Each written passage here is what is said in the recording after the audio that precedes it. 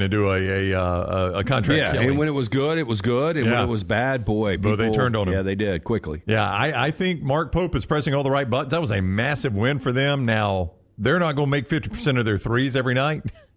So Probably not. Probably not. They didn't miss many against Florida. No, but they did when it mattered there at State. Defense is their issue. I looked in KenPom. I think they're 89th in defensive efficiency, which is going to catch up with you in the SEC because of all the good offenses you had to face. Well, when you beat Mississippi State 95-90 and you beat Florida 106-100. That's going to hurt it. Yeah. But he likes to play basketball like Nate Oates likes to play. You know, we reported that Kentucky reached out to Nate right during the Final Four, right when it was over with for them, because they wanted to move to that style of basketball. When Nate decided to stay at Alabama, they went next to their guy, Mark Pope at BYU, because he likes to play that shoot three, don't ask question, upbeat basketball, high-scoring basketball. Yeah, I mean, what will the total be for that Bama-Kentucky game this weekend, Lance? It'll be high. Yeah. I would say... For those that don't know, Alabama at home Tuesday, Ole Miss, and on the road Saturday at Kentucky. Yeah. 162 maybe? Boy, that's high. Boy, I feel like I take the over at that, though. I mean, I know you're laughing, but, I mean, Alabama basically falls out of bed and scores in the 90s. Yeah. They average 92 a game, I think. Yeah. I mean, it feels like every week they're going after 100 points. Yeah, it's probably higher than that. It might be 165, but, man, I mean, that's a big total. I mean, just looking right now tonight, 138, 140, 140. These are your college basketball totals? 135, 143, 135, 147, 140. It'll be in the 160s, 133, 148, 153. So that's about 20 points higher than the norm.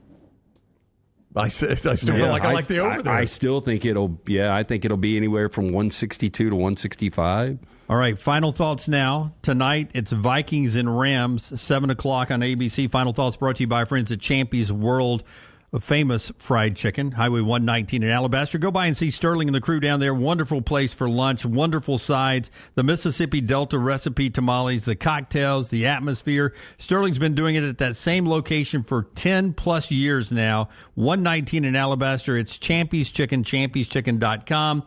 How nervous do you get? I'm nervous. I mean, it's one and done, you know. I mean, so you get to this point and you lose, and you got to wait a long, long time. And so even if the Rams were to win this game, the winner obviously gets Philadelphia. I think that's going to be a tall task. They just don't match up well. I was telling Brown this earlier. And I don't know what offense you're going to get. I think two big factors tonight. The Rams offense that only averaged 21 points per game, which is the worst of all of these postseason teams. If you can get a Matt Stafford, A-plus performance, I think the Rams will be fine. And on the other side, Sam Darnold, how much carryover do you have from the Detroit game where he was so bad? And a lot of that was the pressure Detroit was able to put on him. When you look at Turner and Fisk and Young and Verse, the Rams are relentless up front with the pressure. So if they're able to pressure him, force a couple of mistakes, I think the Rams have an opportunity. If they're unable to get pressure and the offense doesn't pop, I think Minnesota gets them in a rematch. You're a 2.5-point dog. What would that number be in L.A.? I mean, that's a neutral site. It was 1.5. It was 1.5, so that moved to about a point. Moved a point, okay. Yeah. Just going to a neutral site. I didn't know how much that would affect it. So L.A.'s a 2.5-point dog. It is so hard. The last Sam Darnold I saw in a crucial game for them was terrible. And it's just hard to get past that image of Sam Darnold. You guys know how I feel about my fashion. However, did you know that I care about your fashion choices? Cargo shorts are out, flip-flops are only appropriate on the boat, and please throw away that stained t-shirt from college. You may be thinking, EG, that's all I own. What do I do? Here's what you do. Go to nextround.store and fill your cart with a wardrobe that is approved by me. Stock up on logo t-shirts, hoodies for football season, and hats for every day of the week. Trust me on this one and head over to nextround.store to get stocked up for this season. Hang out with the Next Round on the go. Whether you're driving to work, running errands, sitting on the beach, or you just need a break from the real world, we can keep you company. Check out the Next Round, Mystery Fifth Hour, and our other shows on your favorite podcast app. We'll meet you there. Take the Next Round anywhere you go with official Next Round gear. Buy yours today at nextround.store. Follow the Next Round on Twitter, Instagram, and Facebook at Next Round Live. Jim Dunaway, Lance Taylor, Ryan Brown, Live from the Birmingham Racecourse Casino Studios, the next round, presented by Bud Light, is on now. Auburn's new number 1 team in basketball, second time in program history. Alabama's number 4, both play tonight. Big SEC contest, both major favorites at home. We'll talk about those games coming up. A lot going on in college football and blah, blah, blah, blah, blah. Blah, blah, blah, blah, blah, blah, blah. What'd you just blah, blah, blah, blah, blah, Well, I'm blah, just blah. saying there's a ton to get to, Brownie, but there's I could sit here and put it at a certain point in the show, but I'd feel like there would be somebody over here wanting to talk about something else the entire time. So we'll jump into it first. The Rams won a playoff game last night. What'd you just ask him when he walked in, bro? I said, you watch the game last night? I told you guys I sampled a little bit. Yeah, side TV. Hey, Yeah. man, look, we're all in for LA right now, right? Oh, yeah. And they need something good happening That's to right. that community. They need some happiness. The Chargers sure aren't going to give it to them in the postseason. No, they're not. Yeah. Look, great performance from the Rams. They match up well with Minnesota. We did have the Rams plus the 2.5 last night. I didn't like the fact that they relocated the game, and you guys saw it. There was more Minnesota fans there. Yeah, I thought that would be the case just because that fan base travels. It's a popular team. Minnesota's been around a long time, so you got a lot of Vikings fans. And I would imagine that if I lived in Minnesota most of my adult life and I made a little bit of money and it was time for me to retire, I'd look around the map and I'd be like, okay, I'm not really an ocean guy. Let me go to the Phoenix area. A lot of golf in Phoenix. Yeah, that's what I would have done. Or even if you just had a little money and you could just jump from Minneapolis to Phoenix on a direct flight and get a $150 ticket. Yeah. And I think that's what a lot of Vikings fans did last night. I would say it was 60-40 Vikings fans. I mean, the Rams, and they talked about this on the broadcast early on, they had prepared to go silent because they were just anticipating the crowd to be pro-Minnesota. And it was, but I mean, the good news for the Rams is, and you said this, Matthew Stafford was red hot coming out last night. And that defense, man, I mean, an NFL playoff record tying 9 sacks, 8 different Rams registered at least a half sack. I mean, Sam Darnold, as bad as he was, I mean, we remember the infamous Monday night game where he was seeing ghosts. Yeah. He didn't have time to see ghosts last night. Nope. I wonder how much some of his quarterback calling the right protection. I understand that. But his offensive line, the last 2 games, high-profile games, battle for the number 1 overall seed, and then the playoff games, the money that has been cost Sam Darnold in 2 weeks. I thought that same thing last night because his team has scored 9 points in 2 weeks, basically. And he has not looked the same Sam Darnold. No, he is not. And this was a guy that was going to be the Kirk Cousins of this free agency cycle. Like Kirk Cousins did. Maybe we just need to stop and say it's Kevin O'Connell. Like Kirk Cousins did the same thing, gets this big contract, flames out in Atlanta. Darnold doesn't even get to the contract phase. He's flamed out before he gets to free agency. Yeah, I don't know if you guys remember when John Wolford won a playoff game for the Rams. I do Johnny Football. Yeah, but that was Sean McVay and Kevin O'Connell. I mean, look, these guys know how to put quarterbacks in good situations, and if the offensive line can hold up, and that was the problem for Minnesota. You guys, we were talking about this going off the air yesterday, what the keys were. And we said Stafford hot, that defensive line dominate. And that's exactly what happened. And that combination can keep the Rams around for a while. So in the mybookie.ag chat room, almost back-to-back here, Daniel says McVay levels up in the postseason. Jay says Kevin O'Connell turns into Ryan Day when the playoffs roll around. So you got one that levels up, one that levels down. Although, as is pointed out in the mybookie.ag chat room as well by Ryan, the Vikings lost to 2 teams this year, the Rams and the Lions. Rams and the Lions. I mean, that's 2 pretty good football teams. Who's still playing, right? They are both still playing. Yeah. I mean, and that's the cool thing about this. You know, I was watching a game with Jack last night, and he's like, well, what do you think about next week? And I was like, that's the one team they don't match up with well is Philadelphia, and they're getting 6 points in that game. By the way, Saquon had 255 scrimmage yards in a Week 12 win against the Rams, a 17-point win. I was like, but the cool thing is you extend your season another week. So you get to talk about it. You get to watch another game. You get fired up for the playoffs. So there's only 8 teams left in the NFL. So, you know, once you get to the divisional round, it gets real. Survive in advance. Yeah. There was one point, everybody's been here before, that your team gets off to such a horrible start. And the Rams did. They were 1-4. And since week 6, you're 10-3. I mean, that's good hot. football. That's good football. Yeah. It's the same thing they did last year, and I thought they were actually playing better last year when they came out of the break and were so bad to start the season. You know, they get behind the 8 ball, and a lot of that was injuries. I mean, when you have Puka and Cooper Kupp out for 3 games together, it's going to be hard offensively to win games. I love me some Puka. That's my favorite Ram. I told Lance that when we were down at the Floribama that Thursday night. We were watching the Rams. I was like, Puka Nacua is my favorite Ram. That guy plays So tough. on tilt every play. Yeah, and that's what Aikman was saying last night. This guy's basically a fullback. I know. I mean, he's an NFL receiver that runs, what, a 4.6? Yeah, probably. I mean, that's super slow by NFL receiver terms. Guy's open all the time. He's gaining yardage on every catch. I love the way that guy plays. My favorite Ram is the Midnight Steel Laramie that Bo sold me back in 2016. That was a good one. It was an old Rebel Ram that I like too. The Laramie was nice. What was the what were the upper levels like? Could y'all ever see? Yeah, it was decent. They did Okay. a really good job, Michael Bidwell and the Cardinals, of making 65,000 look full. Yeah. I think the number was they sold over 50,000 That's tickets. incredible, though. I mean, it just shows you how good the NFL is at what they do, that they can make a decision. They made that decision on Friday Yeah. to move this game, and by Monday night, they've sold 50,000 tickets, and you wouldn't know that game wasn't even supposed to be there. I know they said it on the broadcast or in the pregame or something, but I caught it on radio with the great Kevin Harlan. Is that who does it? Yeah.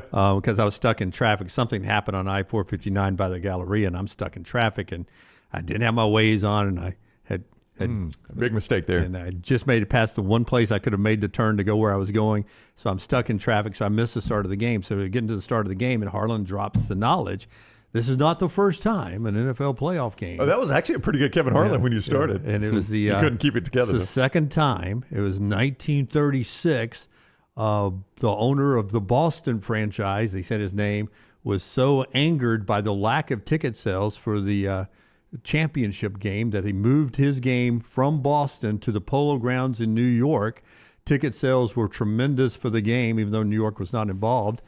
And they ended up losing. Green Bay ended up winning the game, and the owner never took the team back to Boston. The Boston Redskins moved to 1937 to Washington, all because the guy in Boston was so pissed off about lack of ticket sales for his NFL playoff game that he upped and moved the week of the game to the Polo Grounds, played the game. Ticket sales were great in New York. People just wanted to come see NFL football, and he moved the franchise from never went back to Boston, moved them straight from the Polo Grounds to Washington, the Redskins, now the Commanders. That's Isn't pretty that crazy? wild. I did not know that's where the Redskins started. I did not know they started in Boston. I just According assumed to they were Kevin always in Harlan. Washington. I would trust Yeah. Kevin Harlan in that. Yeah. Dude's seen a lot of football. Yeah. So the Rams now are one of 8 teams left. They play next Sunday against Philadelphia. I won't say any comments about that. But No, I just wanted to ask you guys. I was excited if my Tampa Bay team had won to get the Rams because we have played the Rams a lot in the postseason, and they just never beat us.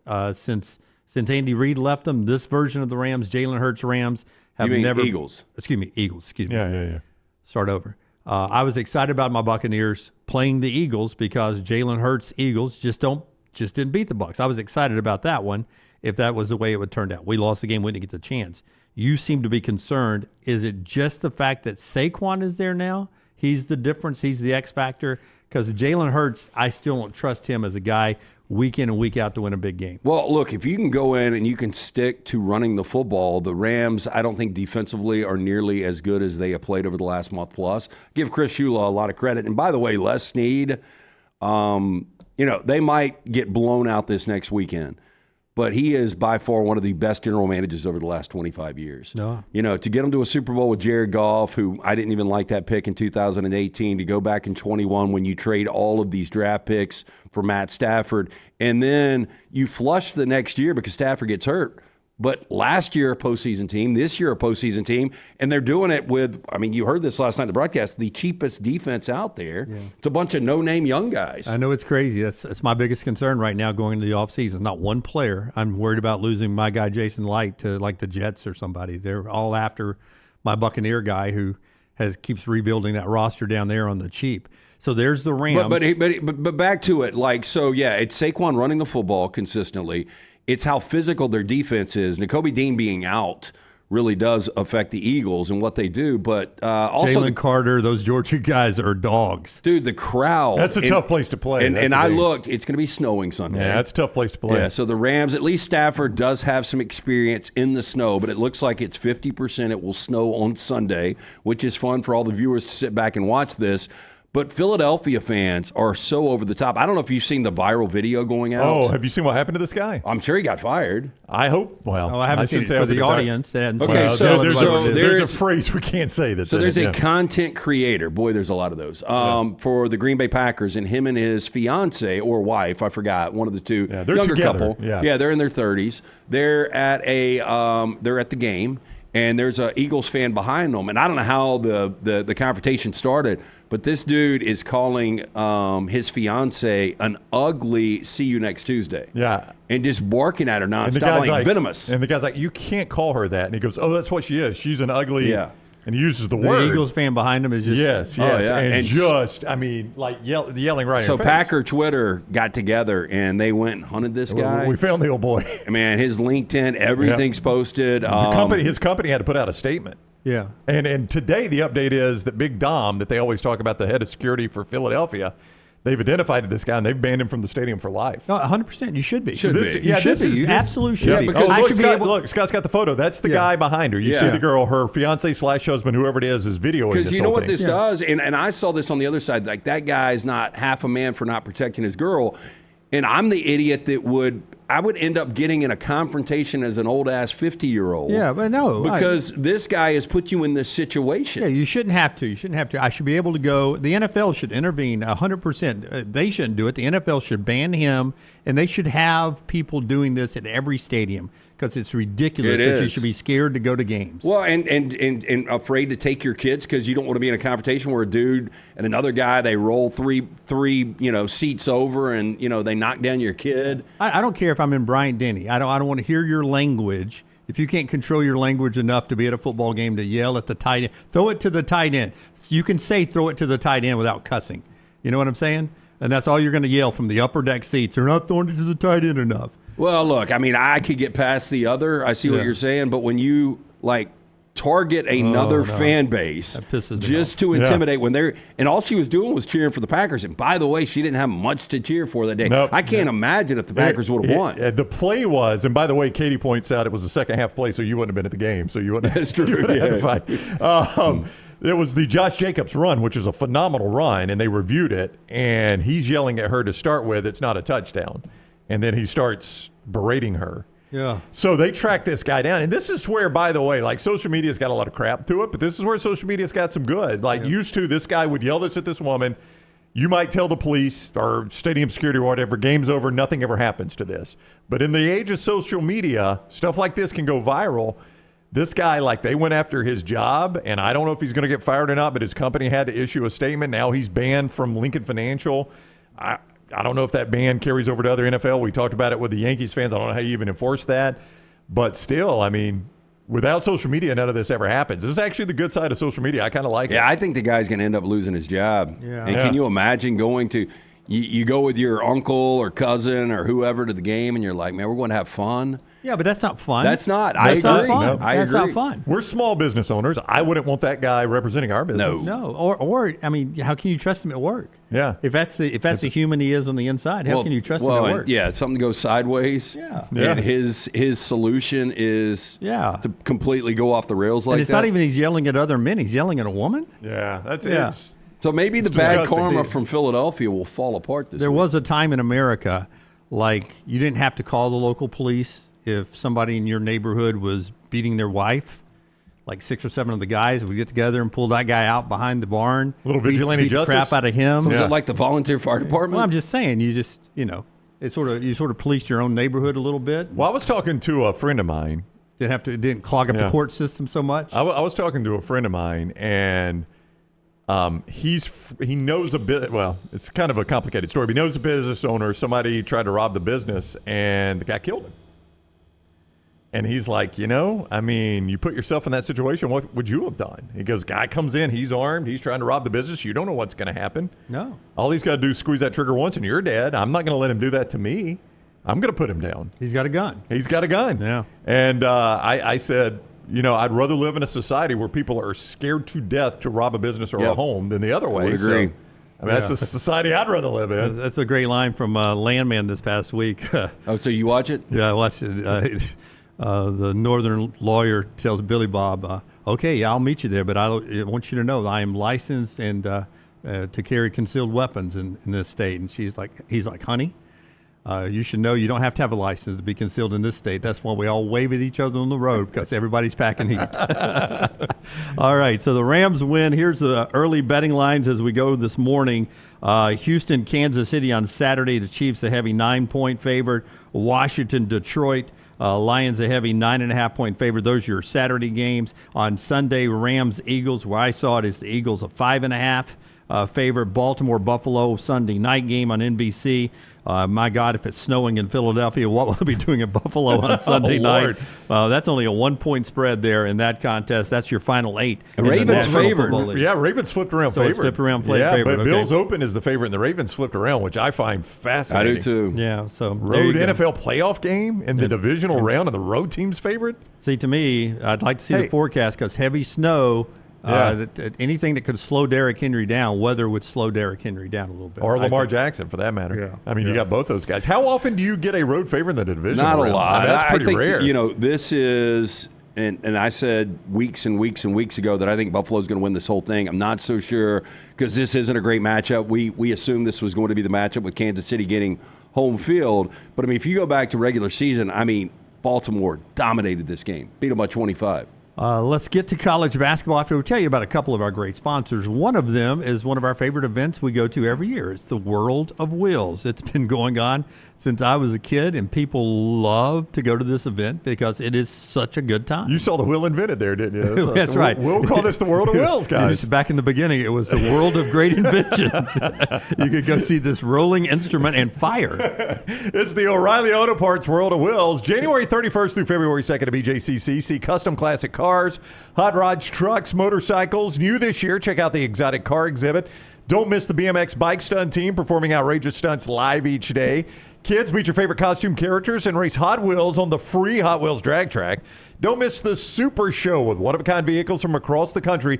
Get your discount tickets today at any O'Reilly Auto Parts stores and details at worldofwills.net. Give me a tight shot, Forrester. Here we go. What is this? Oh, look at watch. What are we down to? Wait, what are we doing? Well, he's showing off his physique. 185 today, my man. 185. Our friends at Weight Wellness. What's the total loss now? 15. So you started at 200. Started at 200 this time. When does the weight training start? Tomorrow, probably tomorrow. You got to trim. I've before actually been going a little bit. Have you? I have been. To that gym you've been a member of forever? Yeah. I'm glad they don't know my name, but yeah. I've got the app now. I didn't know we switched to apps. When did we do that on the site? I love that you tried to use the key card. They were like, "Sir, we haven't had those for a I good walked in day." with the hard ID. I was like, "Where do I put this now?" In the trash can. I haven't used that in years. I don't know. 1995. Weight of Wellness, your journey to healthy living. They can help you jumpstart your weight loss, meal replacements, injection therapy, and so much more. Leslie and her board-certified team, they'll take care of you. I walked in. She's a great cheerleader, too. I walked in yesterday. She's like, "Well, look at you, Skinny Minnie." I was like, "Thank you, Leslie. Here, take some more of my money." She's fantastic at what she does. So many of our next round viewers and listeners are in there getting healthier. Blood pressure, cholesterol, and so much more. Aplanforme.com. Planforme.com. No contracts, no sign-up fees, and your first consultation's free. You can find out the kind of stuff you have available to you there. They've got everything. So check them out. Way to Wellness, your journey to healthy living. It's only the second time in Auburn basketball history that they are the number one team in the Associated Press poll when it popped out yesterday. Forster, do you have the poll for us? He does not. We sent it out. I should have told him that. We sent it out yesterday, but Auburn's number one. I just wanted to see the old interlocking AU at the top of the rankings there. Auburn is number one in the poll. Last time was 2022 that they were number one. That was the first time in program history, both under Bruce Pearl. It's hard to get up to being number one, and now you're ready to That doesn't sound right because didn't Chris Porter win that? That's why Yeah. I keep thinking that. When you said 2022, I swore Scott gave you the poll. There you go. I knew you had it. There it is. Yeah, 98 they were number 1. They had to be number 1 on the Chris Porter team. Yeah, I remember them being on the cover of Sports Illustrated. Yeah, was it maybe just in the coaches poll, not AP? I'll see if I can find it. I don't know, but I promise you I read I'm it trying yesterday to- in a release. Maybe it's the second time under Bruce Pearl. So, Maybe. maybe. Yeah. Because they were definitely a 1 seed. I'm trying to think of the other 1 seeds and if anybody was like completely dominant wire to wire. Yeah, I remember that Chris Porter was such a great shot. I used to love the Sports Illustrated shots. Chris Porter was going up for a dunk, and I think that was the cover of Sports Illustrated. You know, they never reached number 1. I'm looking back at that year. It's hard to believe. Yeah, it is very, very difficult to believe. So, the first time they entered the poll was number 19 in December, and they steadily climbed until they lost that game at Kentucky, if you remember that one. It was a JP game, by the way. I really And- don't remember that Okay, game. they lost to It was a Kentucky by JP 10. game. It was a JP game. They lost to Kentucky by 10 when they got to number 6. That really didn't affect them. They climbed to number 2, and then I know you'll remember this game. They lost at Arkansas. And Scott's showing you the cover that had Chris Yeah. Porter. You remember that game at Bud Walton? It It was a night game. I Wednesday. really don't. God, did you even watch this season? I did watch this season. It was a Wednesday night game. Because it was Syracuse that upset them in the tournament, right? It was Ohio State. I really don't think you watched the season, Lance. See, so that was a preview. It was Sports Illustrated's number 1 team. But So I remember the Ohio State-Wisconsin winner went to the Final Four. I thought Syracuse had beat them that year. they played Syracuse the Marquise Daniels year. Yeah. That's the year you're Yeah. thinking of. That yeah. was the invasion in the Middle East. And no, you're right about no, that. no, I was in Tampa covering Auburn, and they were breaking away. The late, great Greg Gumbel would have to say, all right, we'll get you back to so-and-so. Right now we have a CBS News update. Here's Dan Rather. Yeah, bombs over Baghdad. Yeah. Yeah. But they got to number 2 that year, Lance, and then lost at Arkansas. So they never reached number 1. I'm surprised by that. I would have thought that Auburn basketball team I reached would have number thought so, 1, too, but yeah. they did not. So they're at number 1 now, and then I saw Little T on TikTok yesterday. At some point, she was surprised at the point spread tonight without Janai Broome, where Auburn is tonight against a really good Mississippi State team. Yeah, 7.5 is the number right Did that now. surprise you? Man, it's such a difficult place to play. And again, I said this yesterday. Without Broome, I mean, it's a borderline top 10 team. Yeah, so top 10 team without Broome against a top 25 team in Mississippi State. So how much of that 7.5 is Neville Arena? Well, I think a ton of it is knowing also that students are back in. First full game First back. full game for Yeah. students. So you're going to have a packed, hyped up team. And I think, Number or one hyped team up in the fan base. country. Oh, they're yeah, their fired first up. chance to watch number 1. Yeah. And I think this is the game where you'll miss Broome the least because of this. I think you'll have this locker room kind of galvanize and be like, hey, we're more than just Janai Broome, right? Janai's a great player. He's our teammate. We love this guy. Let's go show the nation we're not just a one-man team. And I think it'll kind of galvanize this locker room. Yeah, I could see that. And they'll come out and they'll play hard. I think where it starts to catch up with them will be on the road at Georgia or when Tennessee comes in. Not saying they'll lose those games, but I think it'll catch up to them more than tonight. Actually, I think it's a bad spot for Chris Jansen State to get Auburn. I think they would have rather had them maybe where Tennessee gets them next week in the midweek. So maybe like full health. You think maybe they wish you think they wish that Broome was playing in the game? No. I'm just saying if you're going to get them without Broome. Don't get them the first game without Broome. That's right. Don't get them the first game. Let it sink in for a little bit. Don't get them on an emotional high. This is a tough spot for State, I think. I mean, I am surprised how big the line is. Yeah, I don't know where you would put it though. I think it's about right. Maybe 5.5 to 6.5. 7.5 is a big number, but Yeah. But I wouldn't feel great about taking State. I would not either. Yeah, somebody told me that close to the basketball team, it's a good opportunity for them to do exactly what you said, That's right. Brown, to learn about themselves and what they can be, even in games when Broome may be in foul trouble. That's right. I mean, you can find out how good you are without him if he has to sit on the bench when you get to the NCAA tournament for a half Yeah, and you or get for those- a big part of the fourth quarter. You get those different officials. You haven't seen these Yeah. officials all year, and they call Broome a little bit different than the guys that you get night in, night out. Here's Bruce Pearl, cut number 1, if you will, Tyler, on being number 1 in the country and how ironic that it comes right now, because we've been debating this for a long time. Auburn should have been number 1, even though Tennessee was unbeaten. Yeah. Auburn's resume, and now it comes at this point in the season. So with the AP poll coming out, And us being ranked number 1 in the country, I think it's deserving, considering the schedule that we played and the teams that we've beaten, the great teams that we've beaten, and the job this team has done. I don't know that we're the best team in the country right now. We're probably not right now because obviously we're not at full strength. Janai won't play tomorrow against Mississippi State, but we're still a really good team. I don't know if we're going to get this. I mean, there's no reason to set a deadline of when he'll come back, but I'm guessing this is the way Bruce is going to operate as, by the way, Janai will not play, in Athens. I guess we're just going to get that every press conference now, right? Stephen Pearl joins the show today at 10:30. We'll see how he likes to answer that question. And we got to talk a little Janai Broom with him.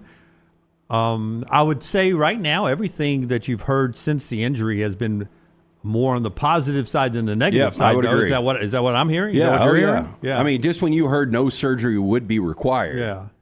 So, and as I said, even as the injury happened, just getting back before the NCAA tournament's a positive.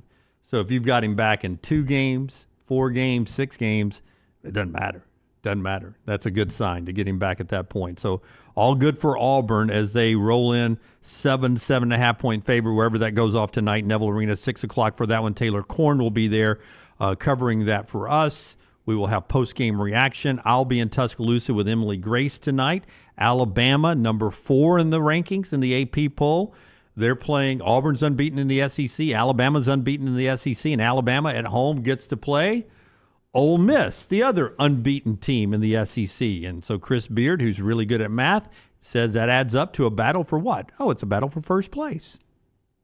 This is a first-place game. There's 3 teams in the SEC right now. They're in first place. We'll be in a game tomorrow night at 6 where 2 of those 3 teams are playing. So it's early in the race, but it's certainly an opportunity for us. We'll have to play our best game of the year. No different than when you get to postseason or when you're in championship contention. You got to try to play your best game of the year. That doesn't mean make every shot. That doesn't mean play mistake-free. But that absolutely means, we have to play well. Everybody that plays for us is going to have to play their A game. We're going to have to execute a game plan. But it's an opportunity for us. So it's a real opportunity for us tomorrow at Alabama. You loved this guy when he was at Texas. You think Ole Miss got a steal with him. Year 2 now with him at Ole Miss as he's building this program. He's got a consistent basketball team that's really good this year. They're way under the radar. No, I agree. Yeah, they are way under the radar. Nobody's talking about them. And I'm interested that he brings up this is for first in the SEC this early. A little early to be talking about that, right? Like, I just didn't think that was that big of a deal because you've got such a grind coming up for another 15 games.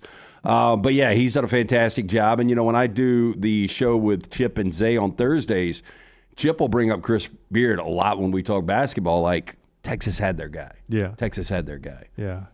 And really good defensive guy. Yeah, probably not as good as Chris Jans on the other side of the state. No. That's a good point. That's right. Jans is great with defense, but this guy, he has a defensive calling card that takes him back to Texas Tech and at Texas when he was having success there. So it'll be a great Nate Oates offense and Chris Beard defensive philosophy tonight at Coleman Coliseum. Yeah, you're not going to face many offenses in the SEC, or many defenses, in the SEC better than this. There are some, according to Ken Pom, but they're not many. So this is going to be one of the better defensive teams Alabama faces. That's right. The Alabama's favored by 11 in this game at MyBookie.ag. Which I thought was a big number. Well, and I think Ole Miss is actually going to get better because you got this Brazilian, this freshman that played for the NBA Academy, the Klafke kid, Eduardo. He's got the crazy hair. And he hasn't really rounded into all the minutes that Chris Beard wants to get him. But I think Ole Miss is one of these teams that will get better and better and better. Alabama's an 11-point favorite. Would you like to guess what Alabama's team total is? Best offense in the country, points per game wise. Yeah, they're averaging about 92, I think, on the year. I think their team total in this game against this is the number 21 defense in Ken Pom. Yeah, I would say 81.5. I was going to say 81. 87.5. Wow. That's a lot of points against an Ole Miss defense. Mark Sears is the co-SEC Player of the Week after he dropped 27 in the last game on the road at another good defensive slugfest team, Texas A&M. So back-to-back ranked opponents for Alabama. We've got all your coverage after the game on our video platform. And don't forget, if you want to get caught up pregame, the Basketball Show podcast is out there with Taylor and I there. All right, one more thing to get to. We started off celebrating this segment with LT's Rams. One more celebration, two of them actually, in this segment before we get out of here. Michelson Laser Vision. Tell us about Michelson. We're celebrating vision today. 205-969-8100. That is the number that I called more than 2 decades ago. I had the 2200 vision. I was legally blind without the aid of contacts. After the procedure, which only took 12 minutes for both eyes, 2015 vision, better than 2020. Make the phone call today. Ask for Amy. Tell her the next round sent you.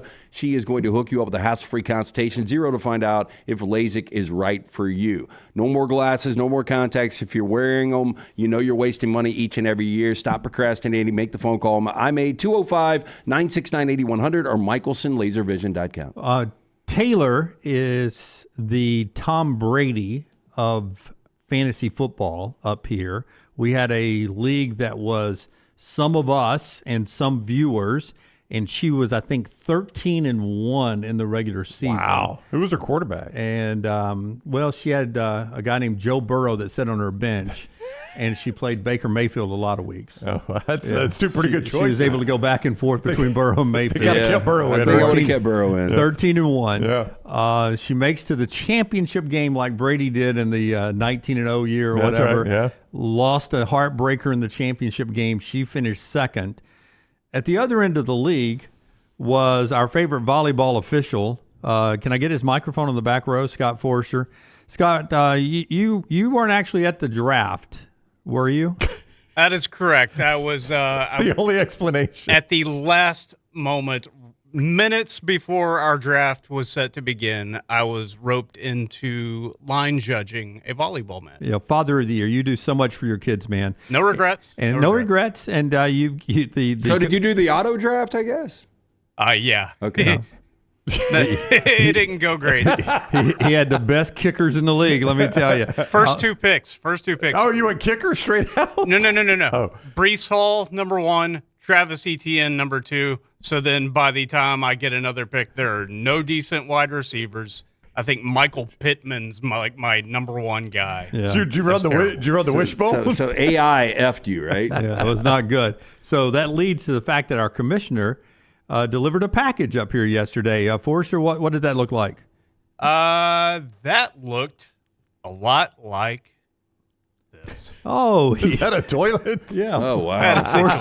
Forrester got the toilet trophy. Last place in the league. So congratulations, Forrester. Anyway, Scott. Yeah, very good. Thank you, Josh. Josh Kelly, one of our regulars, brooking that up. Yeah, wow. That's an amazing. I like throw. the bag on the head, too. I do too. The old bag on the head. Is that a White shout out Sox. to the White Sox? Yeah. It's been a great 24/2025 in sports for you, Yep. Forrester. Way In to fact, roll, man. the quote at the bottom is "Sell the team, bozo." You know, sadly, Auburn was your best team this year, right? Basketball season, man, keep rolling. But that is just the Rams we expected to win. Oh, did we? Forrester, we knew. We had the Vikings money line. Yeah. Forrester, not like. Oh, okay. Forrester ended up being last. We expected that. We never saw this coming, though. Check out this picture right here. Which one are we doing? Oh, the one I sent you of EG. Okay. Guess who won poker last night? EG. She didn't even know how to play when she moved here. 12 guys. And How bad is your poker league? Yeah, how drunk was everybody? 12 guys, and she smoked them all. I texted her dad. Were you there last night? Oh, yeah. I finished 5th. I'm sitting there, and I texted. I watched her outbid this guy who was pretty aggressive at the poker table, and she just basically bullied him with her chip stack and pushed him out of the game. He had a good hand, and I texted Mark. I said, "You raised a killer for a daughter." He's like, "Don't ever underestimate her. She'll cut your legs out." Oh, no. She's got a competitive streak to her. I've seen it. I left at midnight in 5th place. I said, "Text me and let me know how you finish." And before bed hit the sheets last night, she texted me, "I won." And there's the picture. She's the champ. Boom. How about that? Jay's called her Moneymaker McWhorter. I mean, it's crazy. She was aggressive last night. So good segment for everybody there, Forster.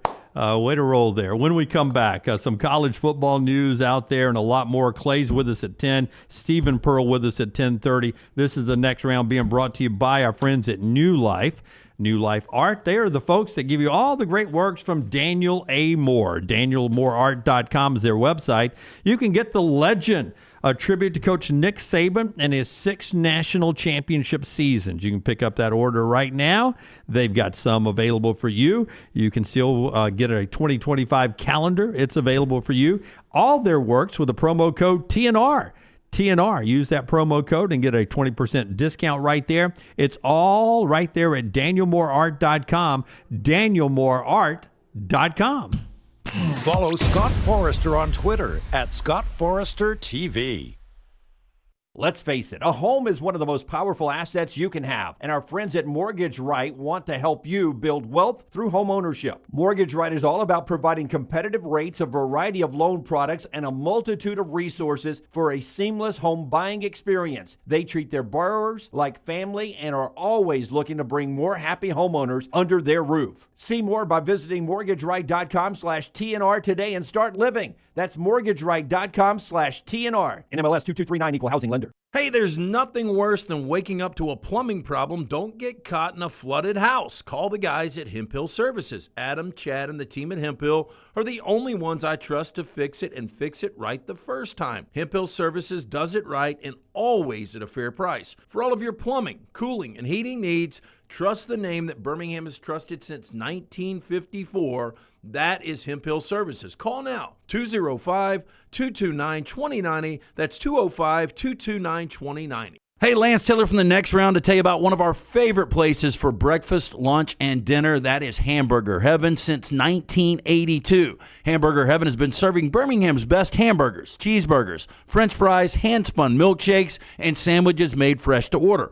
All of their ingredients are fresh and prepared daily. This includes their beef, always fresh, never frozen, hand-pattied each and every day. For breakfast, lunch, or dinner, visit any of the 4 locations, Highway 280, Irondale, Gardendale, and Homewood.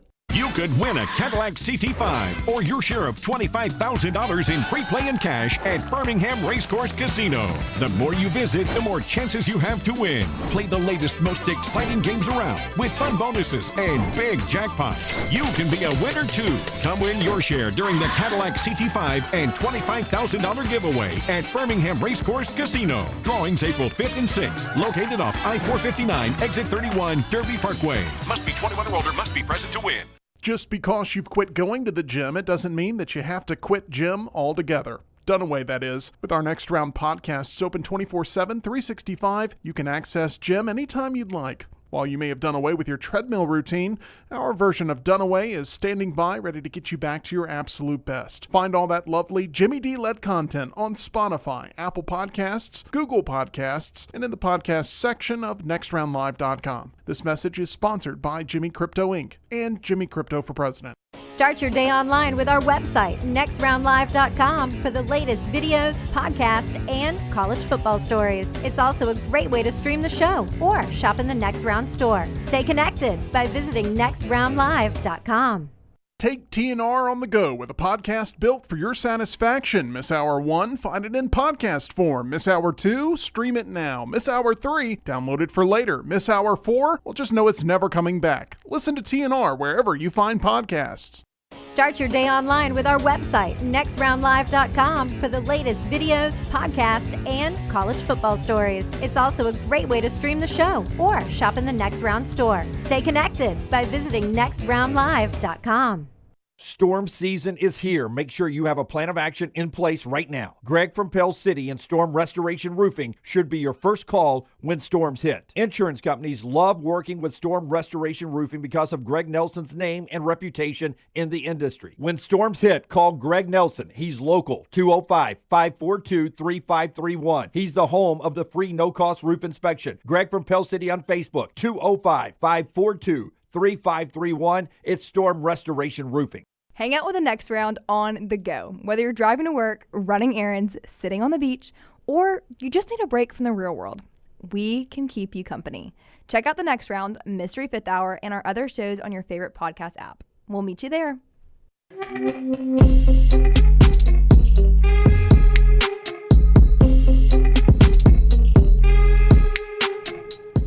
I'm supposed to tease ahead better than I did. If I've got something I think is interesting to tease ahead to. And I'm in one of those moods, Brownie, because how am I impatient? I'm not a very patient person. No, you're not. So I can't wait. I can't tease ahead far enough to, I've got some win totals for FanDuel for football next year, including Alabama. So I'm going to give you one of our great sponsors. If you know anybody, see, a tease is supposed to either keep you watching or give you a chance to call somebody to let them know, hey, in an hour they're going to talk about this.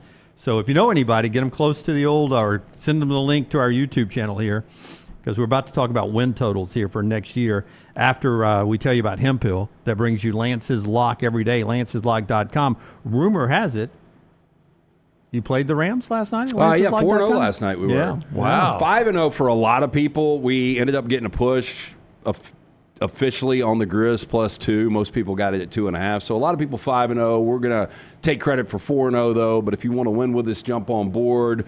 We have, I'll tell you right now how many we've got going out tonight. We've got 4 plays going out tonight, 1 in the NBA, 3 in college hoops. Jump on board and win with us. Always brought to you by our friends at Hemphill Services. Trust the name. Birmingham has trusted since 1954 for all of your plumbing, heating, and cooling issues. Any of these arise in your home or business, they are ready to serve you. Call Adam, Chad, Andrew, the guys there. Tell them the next round sent you. For more information, hemphillservices.com. Okay, so I've got some win totals here from FanDuel. I'm going to let you guys try to guess them. Real quick, there's 1, 2, 3, 4, 5, 6, 7, 8, 9 teams. It's FanDuel. These are nothing from Vegas, right? FanDuel is right. They've got some Vegas. It's going to be close. Right? I mean, they probably have a guy that actually worked in Vegas a lot behind the scenes that probably puts their numbers up. I will tell you up front, I don't have Auburn. Okay, but I got Alabama, so let's start there. Alabama's 9.5. I can't wait. You say 9.5. That's what I said. Jim asked me this before the show. I very quickly said 9.5. They've got them at 8.5. That's the lowest you've been able to get Alabama in a very long time. And Taylor said 8.5, and I said, yeah, for Alabama fans, you might as well just say 4. Because 8.5 is 4 to them. Yeah, no, it's like the damn thing's burning down. And Kalen DeBoer, I trust. I would play over 8.5. I mean, the chances of going 8-4 in the regular season, if that does in fact happen, wow. Yeah. In year 2, that would be horrific. So even if you're an Auburn, Tennessee, Georgia fan, I probably would. If you want to make a little money, I think I would play the over 8.5. Yeah, I feel good about the defense coming back. I think the quarterback situation, whether it's as electric it is on the highs, it's going to be more consistent. Yeah, consistency is all they need.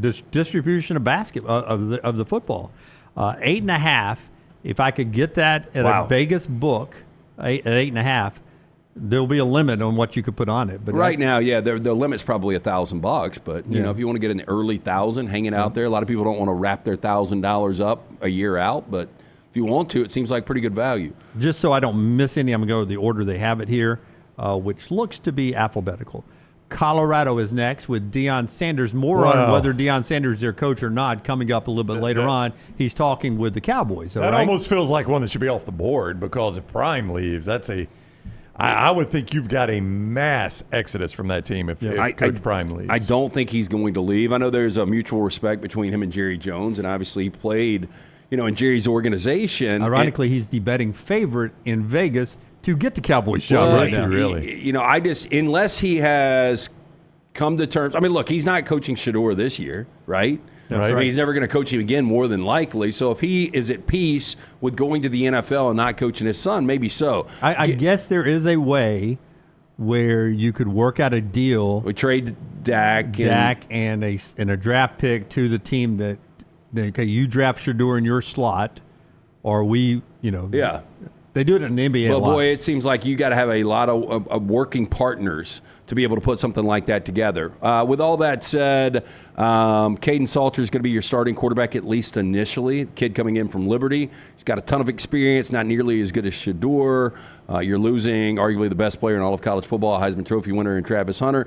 I will say that total is 6.5. I was going to say 6.5, but I'll drop it to 5.5. 7.5. I would play that under. That's a high total. Yep. Yeah, and as we saw last year, very competitive league. I mean, they got to some of those good competitive teams in the Big 12 were down. Well, they got to 9 wins last year, but it took it seemed like a special season. Yeah, almost like the planets aligning. Yeah. I never can remember the words to the song, but if I was Pat McAfee, I could sing it right now. What's that coming down the tracks? What's that coming down the tracks? Me machine in red and black. Well, you Georgia. never could get them under 10.5, but I think based on where you've got Alabama, this is going to be 9.5. You think 9.5 with Georgia? I do, huh? and I would play that over. That tough schedule, quote unquote, that Kirby overplayed a little bit. Kirby overplayed how tough their schedule was this year. It's the same schedule flipped, though, this year, right? It's flipped, and all those quote unquote road games that Greg Sankey gave them. Oddly, are home games this year. Games? How weird is that they get them back you know at what? home? You don't Greg, have thank you for giving us all those games at home this year. You don't have a proven quarterback. You don't. You do not. They played a Sugar Bowl. If that is going to be the guy, which I think more than likely moving forward it will be, but we shall see. I think it's 9.5. It is 9.5 on the nose there. Wow. 9.5 for Well, Georgia. again, that's the lowest you've been able to get Alabama and Georgia in forever. So I'm going back and forth. I would play over Bama, under Colorado, over Georgia. By the way, this is FanDuel's win totals just for a handful of teams for 2025 as we wait to play the final game of the 2024 season. The Michigan Wolverines. Oh, this is going to be a little trickier. End up with 7 regular season wins. They don't do the Big Ten like we did in the SEC. It's not a absolute flip of the schedule. Their schedule. I can tell you who they got, though. Yeah, it's not exactly the same. Just This year. isn't speculation. I mean, I'm almost positive that Underwood, a true freshman, will be your starter from day one. So Orgy's at UNLV That's now. right. He's out. Davis Warren's just not good. And he's no longer eligible, I don't think. 7.5. They play at Oklahoma in non-conference. Yeah. That's an interesting game, Michigan at Oklahoma. Their conferences at Nebraska, Wisconsin, at USC, Washington, at Michigan State, Purdue, at Northwestern, at Maryland, Ohio State. Yeah, that's not a backbreaker. 7.5. Yeah. Do you agree with 7.5? Yeah, I'd go 7.5. 8.5.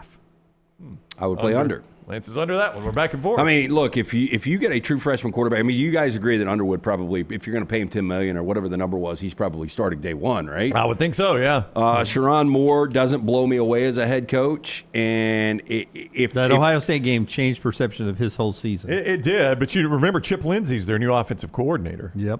Okay, but if Underwood was to take over and win 9 regular season games as a true freshman, holy heck, that'd be beyond impressive, wouldn't it? Well, 100%. Yeah, so I would be. play the under there. Yeah. The only reason Colorado's on this list is because of Deion Sanders. The only reason this team's on this list is because of Bill Belichick. North Carolina's win total.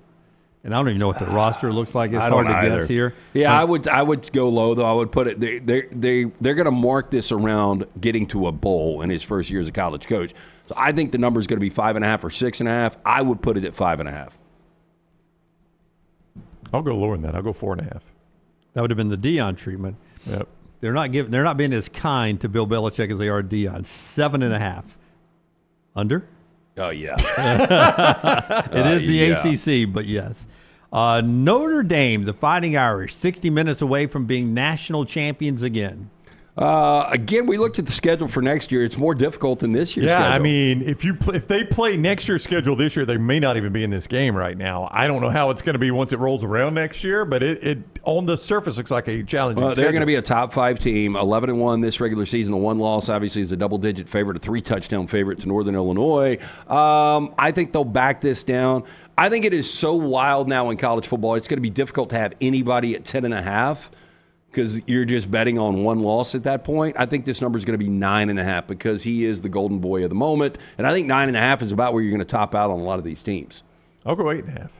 9.5 on the nose. Under or over? That's the one that hit right where you thought it would. I need to know what they're going to do at quarterback. And Jelly is going to be the guy, I guess. He looks pretty good. Yeah, I mean, he had one good drive in the bowl game. He's hellacious in the 2-minute drill. I think I would. I would stay away from this one. Yeah. Dot the I, Ohio State, the Buckeyes. 60 minutes away also from a national championship. And you are saying Julian's going to be the guy, right? They are saying that it is likely they will not go into the portal for their next quarterback, Julian Sayin or whoever the other kid.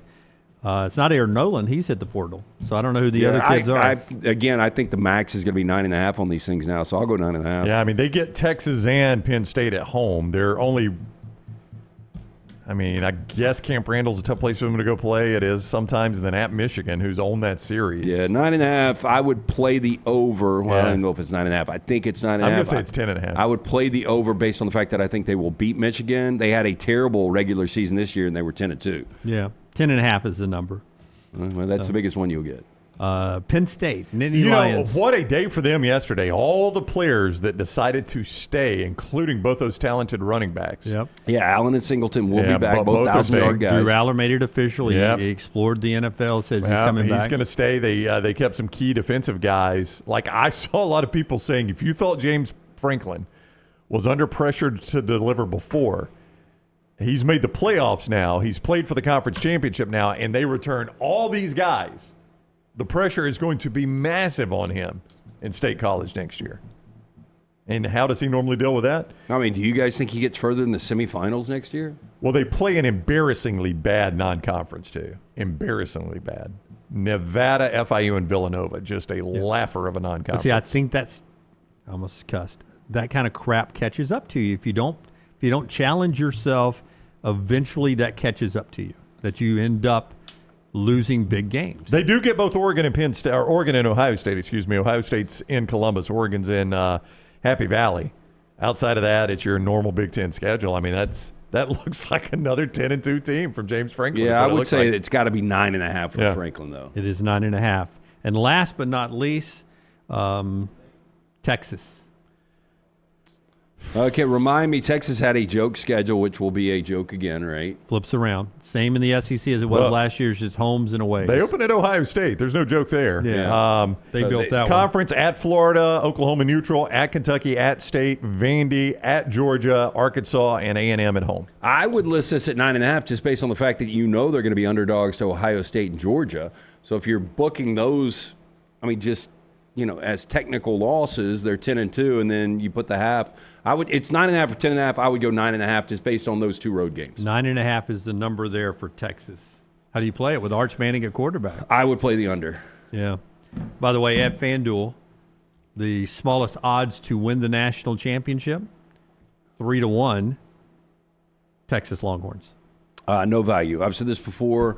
3-1 in the SEC, you know they're going to absorb a regular season loss. Wait till they absorb the regular season loss and then jump on. Then jump in there. Yeah. Hey, our show being brought to you by a couple of great folks, including our friends at Odie's, where tomorrow night these guys are back for trivia. Yep, every Wednesday night, the original location in Crestline, Odie's Team Trivia. We'll get started a little after 8 o'clock. Get there early, enjoy the great food from Rodney Davis, award-winning wings, delicious burgers, great sandwiches like the Diablo sandwich, corn dogs, chili, just fantastic food. Get in to one of those two locations, the newest in Crestline. Get in, see Will Haver and the great staff. Birmingham Institution, it's Odie's Tavern. And our friends at Storm Restoration Roofing. Greg from Pell City, climbed that ladder. He'll get up on that roof and take a look and give you that free no-cost roof inspection. Free no-cost roof inspection, 205-542-3531, 542-3531, or Greg from Pell City on Facebook. Family-owned operation, locally owned for over 20 years. The deal with Greg is he's been in this business for a long, long time in this area. He has such a great relationship with so much of the insurance folks around town. It actually helps you in the long run. I'll whisper that for you. He's friends with the insurance folks. It helps you. It helps you out in the long run when it's time to, and he'll work with those guys, man. He'll work with you to sort of bridge the gap there, because sometimes you don't speak insurance. Insurance people don't speak English. So you just have to get together there, man, and just figure it out in the middle. Greg can make it all seem simple and get that roof the most he can for you there with that roof replacement, storm damage repair, and everything right there. A-plus rated with the Better Business Bureau, 205-542-3531, or Greg from Pell City on Facebook. All right, we'll get back a little bit later on to college football and all that. But we did bring up Deion Sanders, and I do want to ask the question, should Jerry Jones hire Deion Sanders, though? Is there a reason why you believe Jerry Jones should hire Deion Sanders? I do not. I mean, Deion proved most of us wrong this past year, and they had, by Colorado standards, a pretty excellent season. They won. He had a Heisman Trophy winning player in Travis Hunter. There's a chance he's got the number one overall player coming out of the draft this year to Tennessee. I don't know. Look, I mean, he brings a lot of energy. I think players in the locker room would love him if it's going well. I don't know. I don't know why I still doubt Deion, but, coaching the Cowboys, and I said it, and I'll say it again. I said it last night with our buddy Ian Fitzsimmons. I think this will be the last hire Jerry Jones ever makes as a head coach. Yep. You need to get it right. I do think it's not always a given, but former players, it seems like players are able to relate to them. Now, that said, it seems like it's a certain type of former player that players are able to relate to. Dan Campbell, Mike Vrabel, guys like that. Like, have we ever seen an elite or even a really good quarterback turn into a good NFL coach? And some have tried. A really good quarterback? Yeah. Oh, who's the best quarterback that's ever been a NFL coach? Frank Reich? I mean, Kubiak wasn't great. No. He's a good, I don't know. Like some of those elite positions, it just doesn't or the star players, it just doesn't translate well. It's normally like your Doug Peterson won a Super Bowl. Okay, yeah. I don't know. Barkley told me and he this. just got fired. Yeah, he got fired. Barkley told me this one time about like when Magic Johnson was trying to coach. Awful. The Lakers. And, when Jordan was trying to, run the Hornets or something, he said, Dunaway, when you're as good as those guys are naturally, right? Like Michael Jordan, Tiger Woods, I guess if he's a golf teacher, there's just so many things that you're elite at that it's hard to explain to someone that you're teaching that it's just natural to you to do it at a great level. And then you're trying to coach somebody else or lead somebody else in that. You don't understand why do I even have to tell you that? That should be normal to you. Well, it's normal to you, Magic Johnson. You're one of the greatest ever to play the game. But I think we've seen that's not an issue with Deion because he's done it on the collegiate level. I mean, none of those guys were as good as Deion. Travis Hunter is the only one close to being as good as Deion. Yeah, did it from Jackson State to now Colorado. So he's actually done that. You don't teach in the NFL. Well, I know that, but I'm just saying, like the issue you're talking about with Magic wouldn't apply to Deion, I don't think. Yeah. Well, and here's the thing about Deion. Like, do we really know the X's and O's? Like schematically, how technical he gets. Like if he's able to delegate, you get the right OC and the right DC, then you don't have any problems. But you start to, like last night, those two head coaches are just complete grinders when it comes to being completely prepared, having 200-odd plays. But they're also calling the plays. Yeah, but that's what I'm saying. Like I don't, if Deion's just a great delegator and you can get the right coordinators in, you'll be fine. Yeah, but see, in college, it's okay to have a CEO head coach, a delegator to be a head coach, and then have an offensive coordinator, a defensive coordinator who are the X's and O's guys. In the NFL, usually you don't have that middleman who's just a nobody. He's the head coach, and then you have a really good offensive defensive coordinator and an offensive coordinator, because you can just make those guys the head coach and then have a really good, in your case, have a really good defensive coordinator, and then your head coach is the OC, and that's the way it is in the NFL now. You just hire a great play caller or a great DC to be your head coach, and then you have a coordinator as well. You don't need that position of just a CEO because you're not really recruiting. Yeah. Right? And how much do you really motivate? I 100% want to see this happen, by the way. Mike Tomlin seems like a delegator. I agree. He's been doing it a long time, though. He has been. He's a leader of men. I can see what you're talking about. There. Sean McVay won more playoff games last night than Mike Tomlin's won in 8 years. Yeah. That's hard to believe. 8 years is a long time, it man. Is. I mean, 2 presidential terms. Yeah. Yeah, we asked it earlier this week. You wouldn't fire him, though, if you were the Steelers. I don't think you can. Like, I heard Ryan Clark had maybe the best analogy and was talking about, Mike Tomlin would be the biggest discussion on a girls' trip if it was a relationship. Yeah. Like, for all of the women that are in, like, long-term relationships, like, you have got, like, a great guy. You don't need to get rid of this guy. Right, yeah. You don't know what it's like on the other side. Yeah. Look at all these guys I've been with. Yeah. But, I mean. But you're sitting there and you're tired of him or her, depending on how you are in the relationship, and you're like, look at how much fun they're having. Yeah, like he never takes a European vacation, does he? No. Ever. Yeah, never. He's always saving his money. I don't know. I mean, Tomlin is involved in some of these front office decisions, so you can only blame quarterbacks so much, and things were different when you had Roethlisberger. You had a Hall of Fame quarterback. And by the way, back to this, and we're going a bunch of different directions. When you brought up Sam Darnold over the last couple of weeks, how much money has he lost?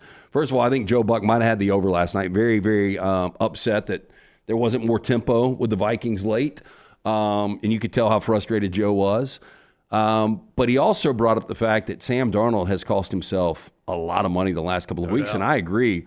But I did say the favorite to land him is Pittsburgh next year. It fits perfect. Hey, if I'm Sam Darnold, like I'm trying to work something out with Kevin O'Connell in Minnesota because it's a really good fit. You go 10-7 with him. Okay, Clay Travis is up next. Then we'll get to Stephen Pearl and more college football later on as the show rolls on. Brought to you by our friends at Urology Centers of Alabama. Great folks here. Urology Centers, Alabama.com. 35 urologists, 16 great locations. You say to yourself, Jim, if I'm at that point in my life and we've got great family that's built and we're ready maybe for me to I don't know, how about a vasectomy? We call it quits on the kids there.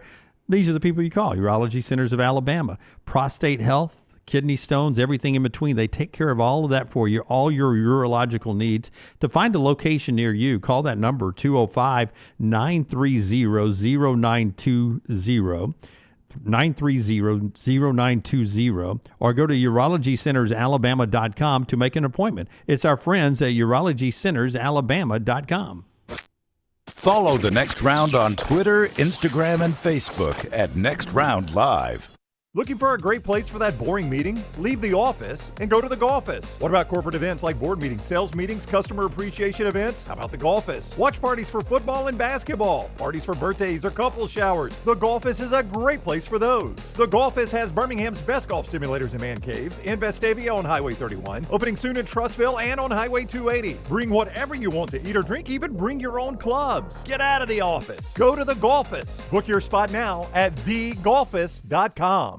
If renting is putting a dent in your bank account, here's your sign from the universe that it's time to buy a new home. And who better to help you through the ins and outs of home buying than our friends at Mortgage Right. With Mortgage Right, you don't have to worry about becoming a short-notice mortgage expert because they do all the heavy lifting for you. They're trusted mortgage professionals, and they'll help you choose the right mortgage option and stand by your side every step of the way. Visit mortgageright.com/TNR to buy before renting runs you dry. That's mortgageright.com/TNR. NMLS 2239, Equal Housing Lender.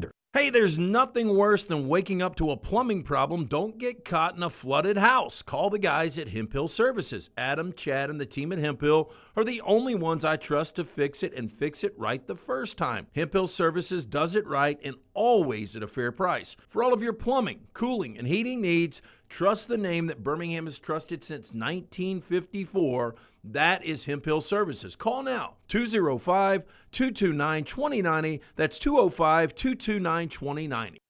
Twin Peaks is the best in the game. Here, you're in the red zone for every college rivalry and divisional matchup all season long. I mean, where else are the scenic views as good as your view of the game?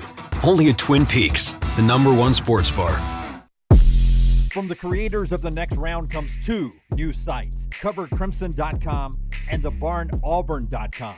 Two team sites with the same excitement and information-driven content that you get every day on The Next Round. Live daily shows, recorded shows, free of charge, plus premium content with insider information starting at just $1. And it's the perfect gift for the Alabama or Auburn fan in your family. CoverCrimson.com or TheBarnAuburn.com. Sign up today.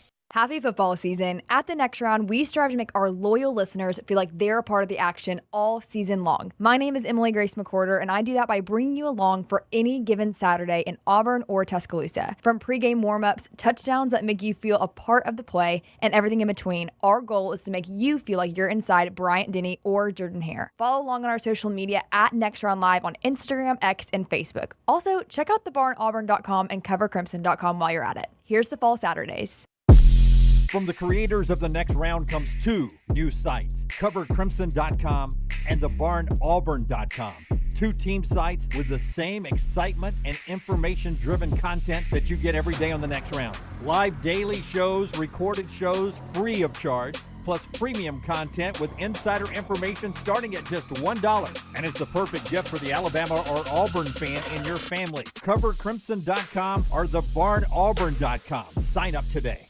Follow Next Round Live on Twitter, Instagram, Facebook, and YouTube. The social media team at Next Round Live is dedicated to giving you daily news conferences and practice video from UAB, Alabama, Auburn, and around college football. Follow and compare to the sites you used to visit. You'll also get the latest highlights and news from the Next Round Daily Show. Turn on the notifications so you don't miss a thing. Next Round Live on Twitter, Instagram, Facebook, and YouTube. See more at nextroundlive.com. Want more of the show? Download the app or visit nextroundlive.com for the latest podcast, The Mystery Fifth Hour, our Not For All Ages podcast, The Last Call, and the entire Double Down Media podcast family. All at nextroundlive.com and on the Next Round app. Jim Dunaway, Lance Taylor, Ryan Brown. Live from the Birmingham Racecourse Casino Studios, the Next Round, presented by Bud Light, is on now. All right, top of the hour, hour number 2, as we roll on here on the Next Round. And always at this time, we talk to our buddy Clay Travis, who jumps in on the show. Yeah, founder of Outkick. You see him on Fox as well. Now he's with us on the JohnstonRVCenter.com hotline. What is up, Clay? How are you today? I'm doing well. How are y'all? Doing fantastic. Thanks a lot. We'll start with where we left off the last hour. Just from a neutral observer, you're a Titans fan. You don't care anything about the Cowboys. I would love the show of Deion Sanders being the Dallas Cowboys head coach. I think it would be incredible to watch. I agree. I think it would be good for overall interest. I have no idea how it would play out because I think who Deion hired as offensive and defensive coordinator would be massively important because I don't think anybody's going to expect him to be something other than sort of the cultural, head coach. And by the way, I don't think that's a negative thing. There are guys like Jim Harbaugh, for instance, that I think have, maybe Mike Vrabel, been guys who are more focused on the culture they create of the team, Dan Campbell, than they are on, hey, I'm an expert on the offensive or defensive nuances, or I'm calling plays on either side. And so, look, Deion getting to 9-4 at Colorado, I think, is an underrated accomplishment. He deserves a great deal of praise for that.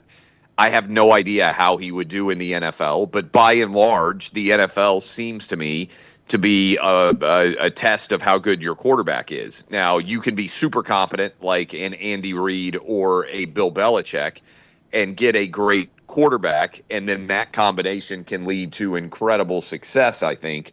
But I don't think Deion would cure the question that is still lingering with a lot of people, whether Dak Prescott is capable of being a Super Bowl winning quarterback. I don't think Mike McCarthy or Deion Sanders or Bill Belichick or any coach they brought in there would change that as the primary concern. Clay, how often, and this is totally random, but how often do you tell your boys there are cameras everywhere in this world?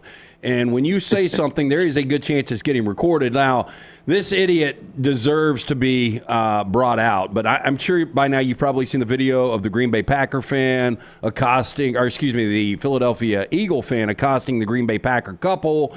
It goes viral. Now people have basically hunted this guy down, and they have published everything. From his occupation to where he lives, his daughter's names, things like that. The guy will probably get fired. But what is your take on, I guess, the vigilante mob that what it becomes in social media? Well, I mean, I think in general you have to presume that everything you do is public now. And that's what I tell my kids. And I would say that to anybody's kids.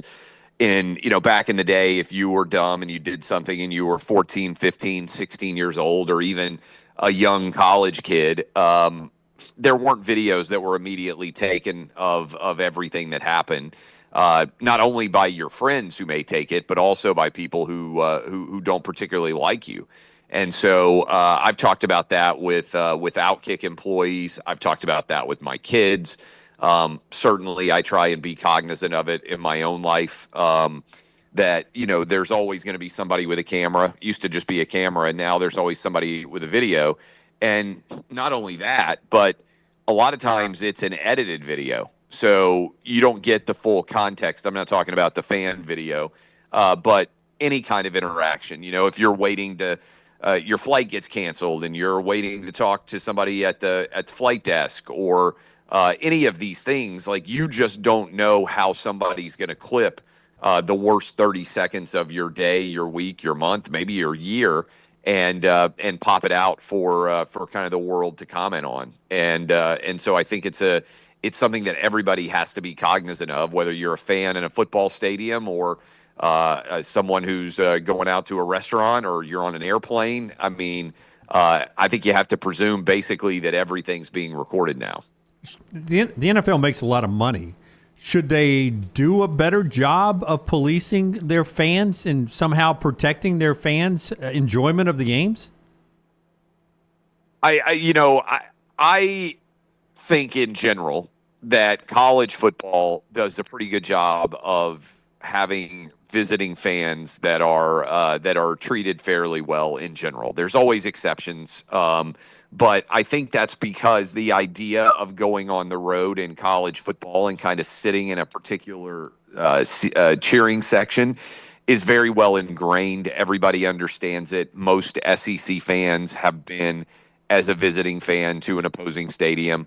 That's a big part of the college football experience. I've never felt the same way about that with the NFL. And I've always been told, hey, be careful, wearing opposing fan gear if you go to inside of X stadium or Y stadium in the NFL. I haven't done it very much, candidly. So I don't have the ability to judge it like I do the college football fan experience. But look, I mean, in Nashville, because Nashville's become such a desirable place to travel to, and oftentimes of late, unfortunately, the team's been awful. There are tons of visiting fans, and I tend to think people get treated fairly well. My advice in general, and I've said this for a long time, the better the seat you have, the less likely you are to have an issue with an opposing fan. And that is because the better the seat, the more expensive the seat is. As a general rule, the more somebody has something to lose than if you're sitting all the way in the absolute upper deck in the nosebleeds, which I've done a lot of, trust me. I think the average guy up there has less to lose than the average guy who's down closer to the field. Yeah, that was the thing that jumped out at me on this. And I will say this about, now look, I'm a Dolphins fan. Nobody is threatened by the Dolphins, but I've been to a game in Tennessee as a Dolphins fan. We lost 35-3, so I don't know why they would have said anything to me. Could not have been treated better. Yeah. But I'm with Clay in that situation. We were sitting lower level between the 40s. I mean, got a good seat, right? I've done the same thing in Atlanta. I think a lot of it, and that's the one thing I noticed about this Packers fan, is they were up under the upper deck overhang. I mean, it's as bad a seat as you could get. But for the NFL, every customer should count. I don't disagree. Right, and it seems, I don't want to be stereotypical here, Clay, because I know you have this image of who I am on the show, but it seems like the biggest problems are in Philly and in New York, it's the bigger cities, and L.A. That's what I was going to say. That's been talked about for a long time. Yeah, I remember when the Titans first came into the league, they had some big games against Philly, and they said, "Hey, I remember. I think the Titans told family members of players, hey, this is the kind of stadium. Maybe it's better not to wear Titans gear." I also think, as a visiting fan, like, you have to, unless you're in a section filled with your own fans, right, which is like a college football staple. But if you're the only fan of an opposing team, I talked to my 14-year-old about this the other day. You can't really yell and scream and cheer in the same way that you might in your own stadium. Does that make sense? It like does. There is an element of not being the jerk opposing fan who antagonizes the home team sitting around them. And, I think that's something that most, kids, I hope, get instilled in them, that, hey, there's a balancing line between, like, kind of cheering for your team and being uproarious and really kind of drawing attention to yourself in a way that's going to draw attention from somebody else who wants to jaw back with you. And certainly the talk can accelerate into fighting. I mean, it's crazy to me that fans get in fights. But, this is not just the United States. When I went to Europe and watched an English Premier League team, I mean, they basically have like fences set up sometimes in some of these stadiums to keep the different fans from each other because they have such an issue with brawling and fighting and everything else that they legitimately try to just completely restrict the guys' abilities to get in close proximity to each other. Yeah, and that's not yelling. They get together and fight. It's yeah. Donnybrooks. Yeah. That's if you can't walk out. It's 1,000 of mine and 1,000 of yours. Yeah. Hey, Clay, a lot of young head coaches in this college football playoff. I mean, from Kenny Dillingham, Dan Lanning, Rhett Lashley, Spencer Danielson. But if I asked you, you can only represent one coach over the next decade.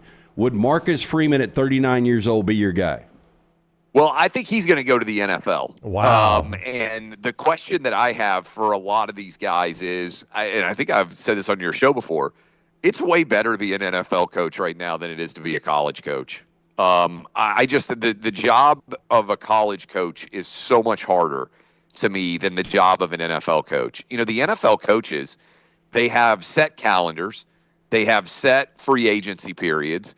You don't have some random guy come walking into you in mid-October and say, hey, I had an incredible, first 6 games. I'm way underpaid. I'm going to sit out, coach, if I don't get more money. Like, that just doesn't exist in the NFL. And I think that a lot of these young coaches who may have a lot of energy and may be very dynamic are going to get burned out unless there is some sort of regulated pay structure in college football. And the process, it used to be recruiting was brutal. But once you got them recruited, you pretty much had the guys for, several years. And you used to talk to coaches, and they would talk about one of the challenges of college football coaching is they would say, and you guys have probably heard this, you have to recruit them, and then you have to unrecruit them. Yeah. Because when you're recruiting them, you're telling them how great they are and how incredible they are. And then they show up and they have to start playing football, and you got to teach them, hey, you don't know half of what you think, and you got to break them back down almost. Now, a guy gets there for a year, you barely get to know him at all, and he's in the transfer portal. And so you're constantly having to familiarize yourself with the team, and you got to rebuild the team almost every year. With the transfer portal and losing the guys that you lost and whatever you get in the recruiting classes, and it's just way more complicated. So to LT's point, what's interesting is I think on some level, and I don't know how you guys would take this, but I actually think it's going to be way harder to find guys who can dominate in college. And I think you should make, in general, a lot more money as a college football coach than the NFL coach, because I think the college football coaching is way tougher. I mean, I agree with you. I mean, Major League Baseball managers, outside of this Craig Counsell deal when he went to the Cubs, I mean, these guys were making nothing. Right. And a lot of people believed, in the National League when you had the double switch back in the day, it was a little bit different. Yeah. Now you work for 15 minutes a day. You figure out that lineup. You got to print legibly so the umpire can read it, and then you walk it out there, and then you chew bubble gum the rest of the day. Yeah, Clay, and by the way, agree. you don't even do the shift anymore. So, the analytics they've taken to a certain extent out of the game. You got the designated DH.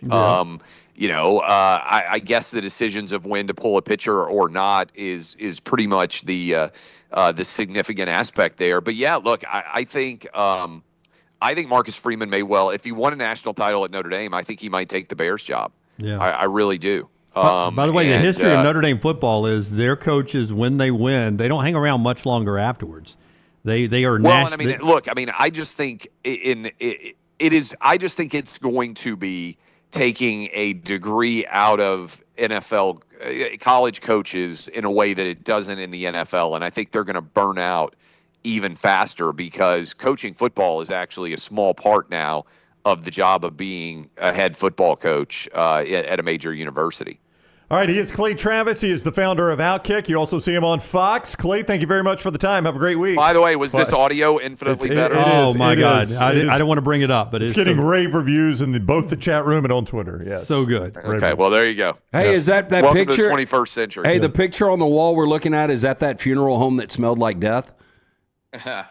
This is me sitting in my my chair here. Yeah. So We there can't you go. pop it. I just We got can't through pop it. boxing. We're not going to pop it up, though. We're not going to pop it We're up. not going to pop it up. No. though. You'll remain anonymous. Yeah, I mean, you can always show us your face. We will never pop it up, though. But I always love to see your reaction when I say something stupid. Oh, I love the Instagram pouty lips. That was really good there.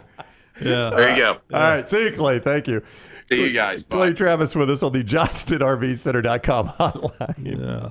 That was well worth it right there. It was. Just for the final face he just gave you. All right, show number 866. I did not ask him one question I was going to ask him, but I'll ask Brownie. You're our TV rating guy. But first, I need you to tell us, Brownie, about our friends at A+. Well, A+ Tile. A+bathandkitchen.com is the website to go to. A+bathandkitchen.com. That's who redid the master bath in the Brown house.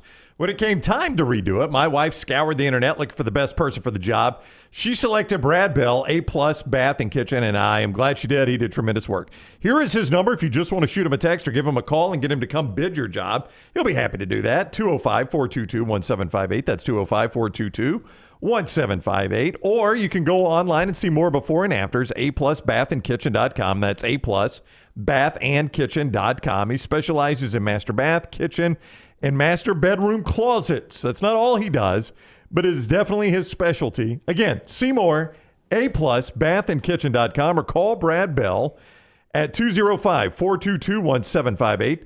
That's 205-422-1758. Brad Bell, aplusbathandkitchen.com. Listen, these TV ratings are really good, except for NFL numbers for college football. If you look at the NFL numbers, blows you away. These college football numbers are tremendous compared to anything else in American sports. I say that. That's quite a disclaimer. But we are trying to maximize the number, and I just don't know what you do. Thursday night, Notre Dame, Penn State, which was a good football game. Yeah, went down to a final play. Yeah. 17.8 million, the lowest semifinals in 3 years. And it had Notre Dame in it and Penn State, and it was a good competitive game, back and forth. Now, to be fair on that, the semifinal the last 3 years has been played on New Year's Day. Am I correct on that? Or New Year's Eve? It has been. Okay. Yes. Yeah, I mean, I was going to ask, is this kind of lost in the woods?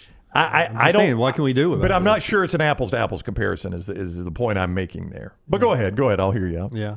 The Ohio State Texas, which was a Friday night, was 20.6 million.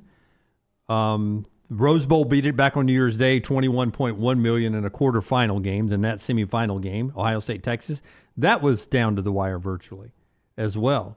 So for our semifinal game, 17.8 and 20.6 million.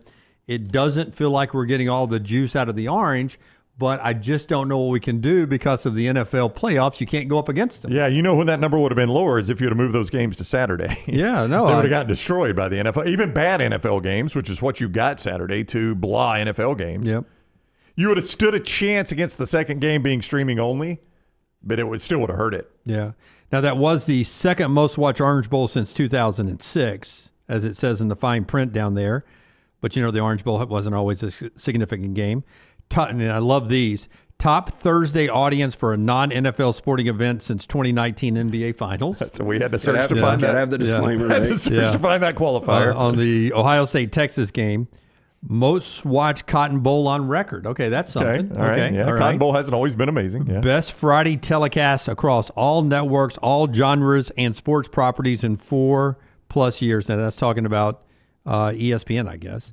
And it peaked at 22.7 million. So do you guys know who Kevin Kisner is? Kevin Kisner was a great third baseman for the Texas Rangers organization. Do you know who Kiz is, Kevin Kisner? Oh, wait, no, he's a golfer, isn't he? Former PGA Tour golfer. Yeah, because he was the guy that had the deal with Chicken Cup. That's right, and is now the lead analyst for NBC. And he was once in a press conference. They were asking did he quit playing?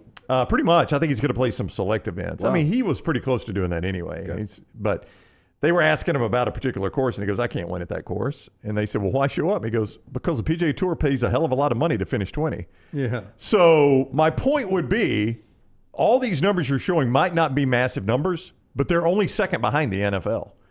And the PGA Tour pays a whole lot when you finish 20.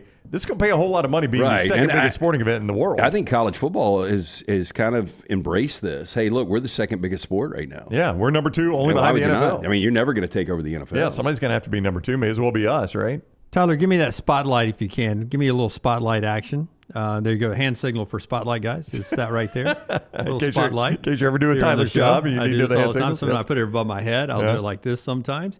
Hit that button, Tyler. The College Football Spotlight.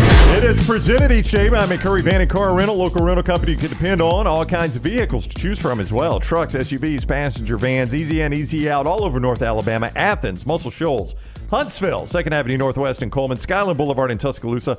Reserve your rental today, 256-559-1003. That's 256-559-1003 or McCurryRentals.com. All right. Our spotlight today is on the guy that struck this pose at Jordan-Hare Stadium one time.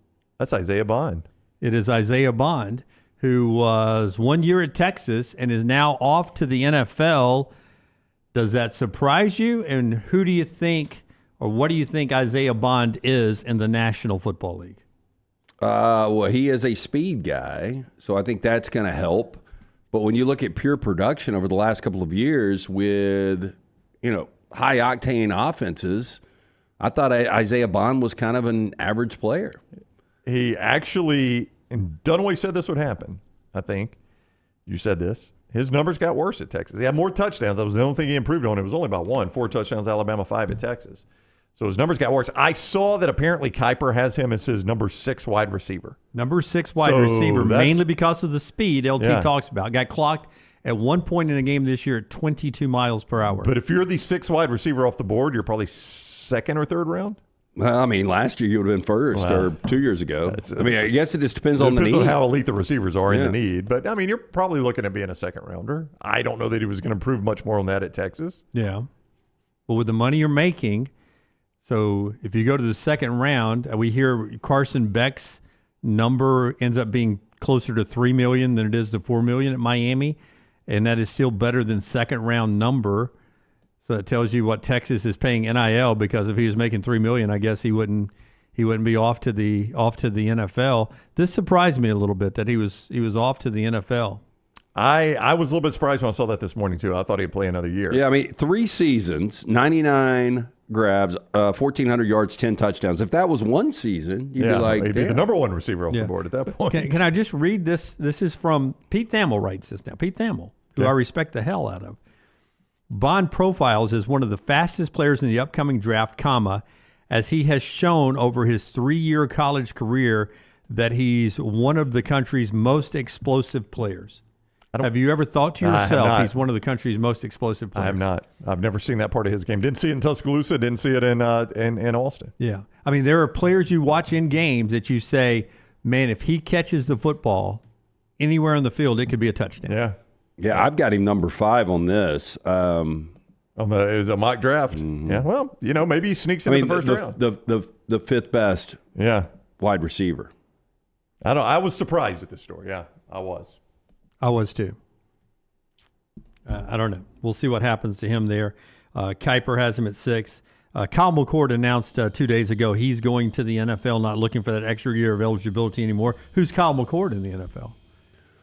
Oh. Please don't say Sam Darnold. No. McCord's a big quarterback. I would say more of a Justin Herbert without the legs, maybe. Ooh, interesting. Yeah. Wow. Ooh. Yeah. Draft him. Yeah. One thing to look at with the receivers, the T-Mac out of Arizona is definitely going to be the first guy to go. But then you've got Luther Burden, who seems like he took some plays off this year. Did he not? I felt that way, yeah. Trey Harris couldn't stay healthy. Yeah. I mean, so, if you're Bond, you're just, like, if you go out and crush it at the combines and, I don't know how well this guy will interview, but maybe he's just, teams of need for a wide receiver. There's just not a lot of great receivers in this draft. Auburn's number 1 in basketball. When we come back, we'll talk to Stephen Pearl. Game day at Neville. It's always sold out, so you don't have to mention tickets. It's sold out tonight. You got to go secondary to get a ticket in to see the Auburn Tigers. They're number 1 now. They're a big favorite, and here comes a really good Mississippi State team. Stephen breaks it down for us next on the next round. Follow LT on Twitter at @TheLanceTaylor. It's the O'Reilly Auto Parts World of Wheels, January 31st through February 2nd at the BJCC with customs, classics, hot rods, and more. Check out the exotic lineup in the Supercar South Hall, sponsored by Mob Inc. And don't miss the BMX stunt team performing outrageous stunts live. Friday only, meet All Elite wrestler Christian Cage. Saturday, it's Bill Carlton from Texas Metal. And Sunday, meet Oscar from The Office. Bring the kids for free Hot Wheels racing, costume characters, rides, and more. Get discount tickets at all O'Reilly Auto Parts stores. Details at worldofwheels.net. Stop by the New York Butcher Shop and pick up the finest in certified Angus prime beef steaks and burgers, premium pork chops, ribs, and all-natural chicken cut to order just for you. Their chef-prepared entrees and side dishes are the perfect dinner-to-go choice for your family and are ready to heat at home.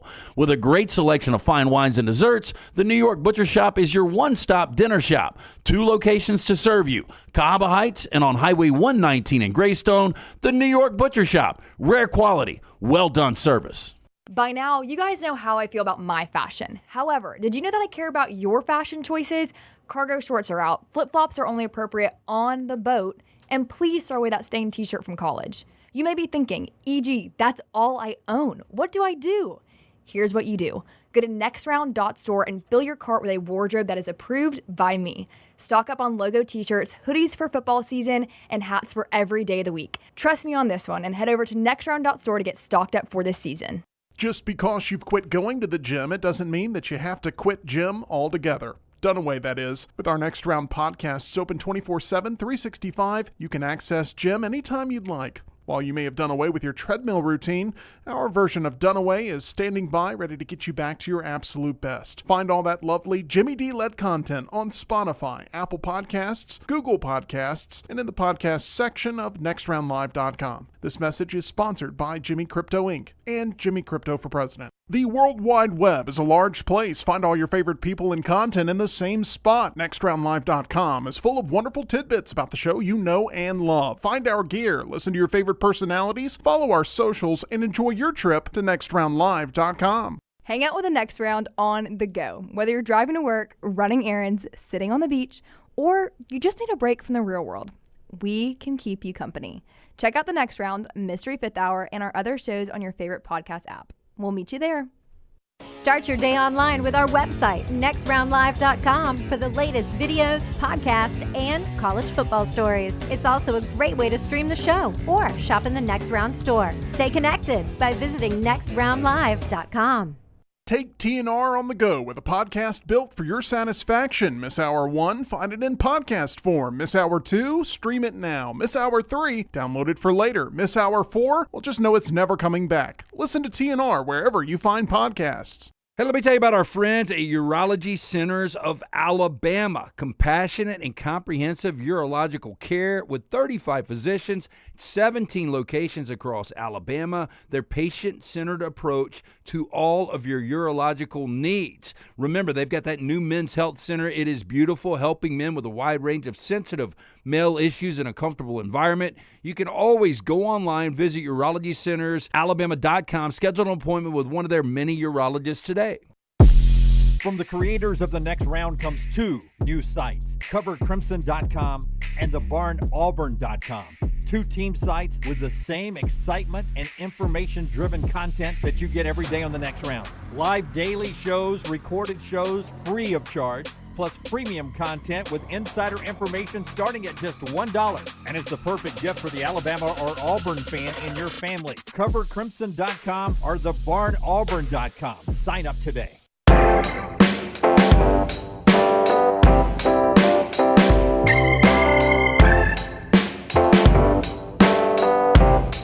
All right, the Auburn Tigers in action tonight as they take on Mississippi State. Auburn associate head coach Stephen Pearl joins us each week on the show, normally at 9:30. It's a game day, so we're going to change times a little bit with Coach. And he joins us each week on the JohnstonRVCenter.com hotline. Welcome in, Coach. How are you today? Well, guys, how are you? Doing well, thanks a lot. Obviously, the big story with your team is playing a game tonight without Janai Broome, and I know that is something, I guess as a coach, you've got to be prepared for with any player, something you hope you never have to enact a plan, but I mean, at some point, it's got to be in the back of your mind is I'm not going to have my 5 starters every single game, every single year. Yeah, no, it's just part of the season and, part of the grind of the SEC. You're going to, have stuff like this, but it's part of the reason why you build some depth on your roster and, have 10 or 11 guys that are capable and ready to play. And it's about those guys that, either haven't gotten enough minutes or haven't played in the roles that they necessarily wanted to be right and ready and stay right and ready because, it's time for some of those guys to step up and carry the water. I know there's a lot of schedule to go, but it seems like this is a special team. So when he goes down 13 minutes to go in the half, what were your initial thoughts? I mean, it looked bad on TV. Yeah, I mean, no one really blinked because it's just, it's just part of the deal. Like if you sit there and harp on it and worry about it, obviously like they're concerned about, their teammate, about their brother, but at the same time, you can't linger on it for too long because you got to go out there and still win a game. It's a really close basketball game on the road against a team that's, playing really well in that game. So, our guys had to get on to the next play, and that's something that we preach, whether it's from a missed shot or a missed defensive assignment or something, as serious as an injury.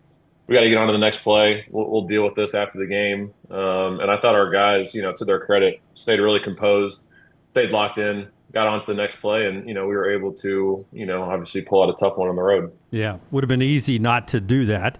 Stephen Pearl is with us. The audience wants me to start counting at 1 up to 20, and you stop me at what number you think Broome will return game-wise. I'm not going to do that. I'm going to say spin around, look at the jerseys, and if you could plug in one of those guys behind you tonight, which one of those 4 guys would you plug in tonight? I mean, if we could plug that guy in right there, Walker. I mean, I would take any of them. Obviously, Sir Charles in his prime, not right now. Charles right now would not be suitable. But hell, I would take any of the 4 guys behind me to plug and play right now. But it's just for Janai, it's he's never sprained his ankle before, so it's about him attacking his rehab and seeing what his pain tolerance can be, and for him, it's you can't rush back. He's got to take his time and come back when he's ready to play at the level that he had been playing at before the injury. So, it's a great opportunity for guys like Dylan Cardwell and Shaney Johnson and Jaheim Hudson and Chris Moore and those guys to really step in and fill the void. And our guard group has been really solid and really good all year. And having 4 guards average double digits, obviously, we're going to rely on their shot making a little bit more. Our bigs got to do a good job of staying out of foul trouble. That's something that is going to be really important. In these next couple of games without Janai, because without him, you obviously you're missing some depth right there. So our guys, have to have good fouls, no stupid fouls, because we need those guys to stay in the game. But I think long run, this is going to be really good for our guys because it's going to give them opportunities and exposure to some things that they wouldn't have had if Janai was in there. So I think in the long run, this is going to be a positive for us. And Taylor and I talked about this on our podcast. This is where basketball, I think, gets it so much better than football. I really believe the committee, whether you win them all or lose them all without your star player, there's no need to rush a guy back because of the way they judge you in college basketball. And I don't think fans really understand that enough, but you guys will be judged by the team you are when healthy Janai Broome comes back, right? Can you explain that to our fans? Yeah, I mean, we haven't had a ton of experience with this because we've been relatively healthy. And, we missed Jalen Williams in a game last year. We were able to win without him at Georgia. So I'm not, honestly, I'm not as up to, knowledge as far as, how that actually happens. They say that they don't judge you when you're not at full strength. So I think, losing games shouldn't hurt you. But, I would imagine that winning games without your star probably helps you a little bit. So, you're right. If that's the case, there's no reason for him to rush back because one, obviously he doesn't need to come back while he's still injured because it could obviously negatively affect him, but negatively affect our team too. So, Janai's got to obviously, take his time on his treatment, on his rehab and come back when he's ready to come back. And, our guys got to, it's got to be the next man up mentality and our guys just got to pick it up. Auburn Associate Head Coach Stephen Pearl with us on the JohnstonRVCenter.com hotline. You are known as the defensive coordinator of this team. Chris Jans, who you'll face tonight, is known as a really good defensive coach. How much respect do you have? What does he do that makes it so difficult, and how much respect do you have for him on the defensive side? Yeah, I mean they're 10th in the country in steal percentage. They average 10 steals per game. So, for him, it's just like he's done it with completely different teams. You look at that team last year and how big they were and how physical they were, and this year it's a much different team. It's guard oriented, so they're getting their defense from different guys as opposed to just doing it from the inside. They got a bunch of really good guards running around there, and then this is probably one of his best offensive teams he's had in a really long time. So his guys just play with unbelievable effort and energy. They fly around for 40 minutes. They play physically. They just make things really difficult for you. And he does a great job of making in-game adjustments. So Coach Jans has always been, all the way back to his New Mexico State teams. He's just had a bunch of really hard-playing dudes that just go out there and just, give it all for him. And that's why he's been so successful. And the scary part about this group is, they have a top 16 offensive efficiency in the country. They shoot the ball well. They don't turn the ball over. They crash the offensive glass. He's finally got a really good offensive team in addition to that stout defense. And Cameron Matthews is a guy that's been around there for a while. How often do you see a forward that leads a team in assist? Yeah, it's something that we've talked about all week. It's really impressive, to kind of see his progression from, his freshman year all the way up to now. I'm a numbers nerd, but like his freshman year, his assist rate was 12% and his turnover rate was 29%. And he's, doubled his assist rate and he's dropped his turnover rate. So for a guy like that at the 4 to be such a great playmaker, driving it to the basket, to be able to finish, but he really does look to pass more when he's penetrating. And he's done such a good job of, getting those shooters open shots off of dribble handoffs, finding guys open on back cuts. He had draws so much attention with his penetration that as soon as somebody comes off, he's going to find the open guy. And he's obviously been a big part of their offense and their progression this year. So, he's just a winner, man. He does so many good things. Defensively, he's like a free safety out there. He just kind of roams around and just makes plays. So to have a guy out there, to be that effective, obviously kind of makes their motor run. So it's a guy that we have to neutralize and, hopefully get him into a little bit of foul trouble tonight. Because the less he's on the floor, the better it is for us. Listen, the place will be juiced tonight because you're number one in the country again. The students are back. Obviously, another sellout. So and I would imagine Chad Baker and everyone's like, man, let's go get this one for Janai. How do you keep the guys? I know you don't want to hold them back any, but how do you keep them level-headed in a situation like this? You're a coach, man. How do you keep them focused? You really can't you can't change much, regardless of what the roster looks like. We haven't changed anything since Janai went out. It's business as usual. If you change too much, kids really notice that type of stuff and they kind of hang on to it. I think it makes them a little more nervous. So for us, it's about keeping things, business as usual. We're not doing a whole lot of changing. Obviously, they see that other people will out in the media will say that, obviously, I don't know if Auburn can win without Broom. That'll motivate them. We don't have to do that for them. So I think it's just kind of keeping it business as usual. Our guys have played in plenty of difficult environments and great environments that, I'm not too worried about them getting too excited. But I think, just got to continue to do what we've been doing. You don't have to do more than what you've done to this point. You just got to continue to obviously trust in what we're doing, trust in the game plan, and just go out there and execute. You are a self-admitted numbers nerd, you just said. What about superstitions? Is there a game day ritual that you've got? Man, I am superstitious. If I stuck to all my superstitions, it would be I would need to be medicated or hospitalized because there's too much stuff. So you got a little OCD in you. Just give us one weird superstition that you've got. One weird superstition that I have. If I'm on the road and I have something good going, and if I unpack a certain way, I'll unpack that way the next road trip. Just to make myself feel good. It's really weird, but just small things like that. No, I'm right there with you, man. I have a pen. I was putting on a pen that I've been using at a game. Yeah. We win with that pen. That pen's staying on the ear until we lose a game, and then we'll switch it out. It's all about mojo. It's all about being comfortable in those situations, and you get in your head a lot. But that's coaches. We're all kind of head cases, so we're all pretty similar in that regard. But at the end of the day, it's all about our guys going out there and executing. Do you have an appetite on game day? Yeah, I eat on game days. That doesn't. I used to get so nervous I'd get sick to my stomach, But I had somebody give me some really good advice in 2019 before the SEC tournament. One of my best friend's dad said, your players feed off of your energy and they watch you. So when you're nervous, like they see that and it reflects on them. You got to be a little more loose and just, you can't, like, once the game comes around, like as coaches, like we really only impact the game by a couple points based on decisions that we make. It's really up to them at that point to go and execute. So, while I do get animated on the defensive end, I've really tried to like rear back on other aspects of the game because I feel like they feed off nervous energy. And our kids are very emotionally intelligent kids.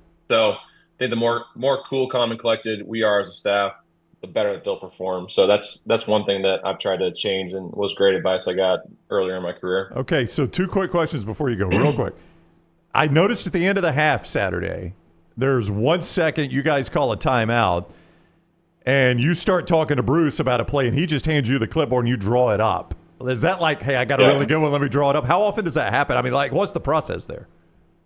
Me and Coach Burgomaster, we'll look at stuff, in the NBA and stuff that they do. It's a little different because there's really no deep corner side out of bounds. So honestly, like what I was kind of keeping in mind is kind of what Virginia did a couple of years ago when they just ran a stagger to Kyle Guy in the corner. And we tried to run something similar to that. And Miles gets the ball and gets a decent look off. But BP is like, he's very trusting in those situations. And like, if we have a good idea for something specific like that, he'll let you kind of run with it. So me and Coach Burgomaster, we'll help him in those situations. In most other situations, BP's got something planned and can, but that one was a little unique because it was so far down the floor. So had an idea come up and, got to look at it, but with 0.6 seconds, you're not going to get a great look from that far away from the basket. Number 2, and I can't swear that this affected Nick Pringle. He's not the best free throw shooter in the world, but I don't know that I've ever seen a guy shooting free throws at home and the opposing crowd have that big of an effect. I swear it had an impact on him. That was nuts. Yeah, no, I mean, it was incredible how loud it got in that gym during those free throws. Like, the crowd split had to be 50-50. And I was a senior at Tennessee. There was more people in Columbia for that game, Auburn fans, than there were when I was at Tennessee coming to Auburn my senior year for one of the first, games in Auburn Arena. So it's like there was probably 4,000 or 5,000 Auburn folks in that gym. And like, it just makes such a huge difference for our guys. It gives them courage on the road. And, it really did feel like we were in Neville Arena those last 2 free throws because Pringle had made, a majority of his free throws leading up to those 2. And once our fans got going, it really felt like a home game and, obviously added a little more pressure. And, he's gotten so much damn better, man. He played an unbelievable game. Him and Murray Boyles punked us for a majority of that game. And, credit to our guys defensively. They didn't score the last 5.5 minutes, but, our fans are unbelievable. And when it comes to traveling and, they made a huge difference in that game and obviously led to him missing two big free throws and we were able to close it out. That fan base has grown by 1. Baby's first game tonight? ? No, we actually the reason why I had to push this to 10:30 is because we had newborn pictures this morning at 9, and I was not able to come on until 10:30. So I think we're gonna wait a little bit longer, probably till sometime in mid-February for her to come to the game. So she's I don't know what our record is since the Ohio State game, but she's undefeated being at home. So we, we're 7-0 since she's been here. So we'll keep our superstition of her watching from the house until we lose, and then maybe she needs to show up. What is involved in newborn pictures?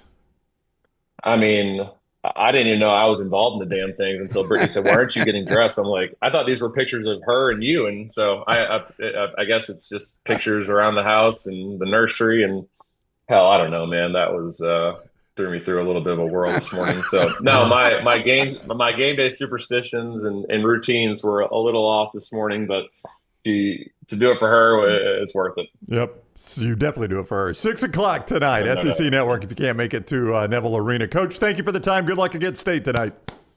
Appreciate you guys. War Eagle. All right, buddy. We'll see you. That is Stephen Pearl with us each week on the JohnstonRVCenter.com hotline.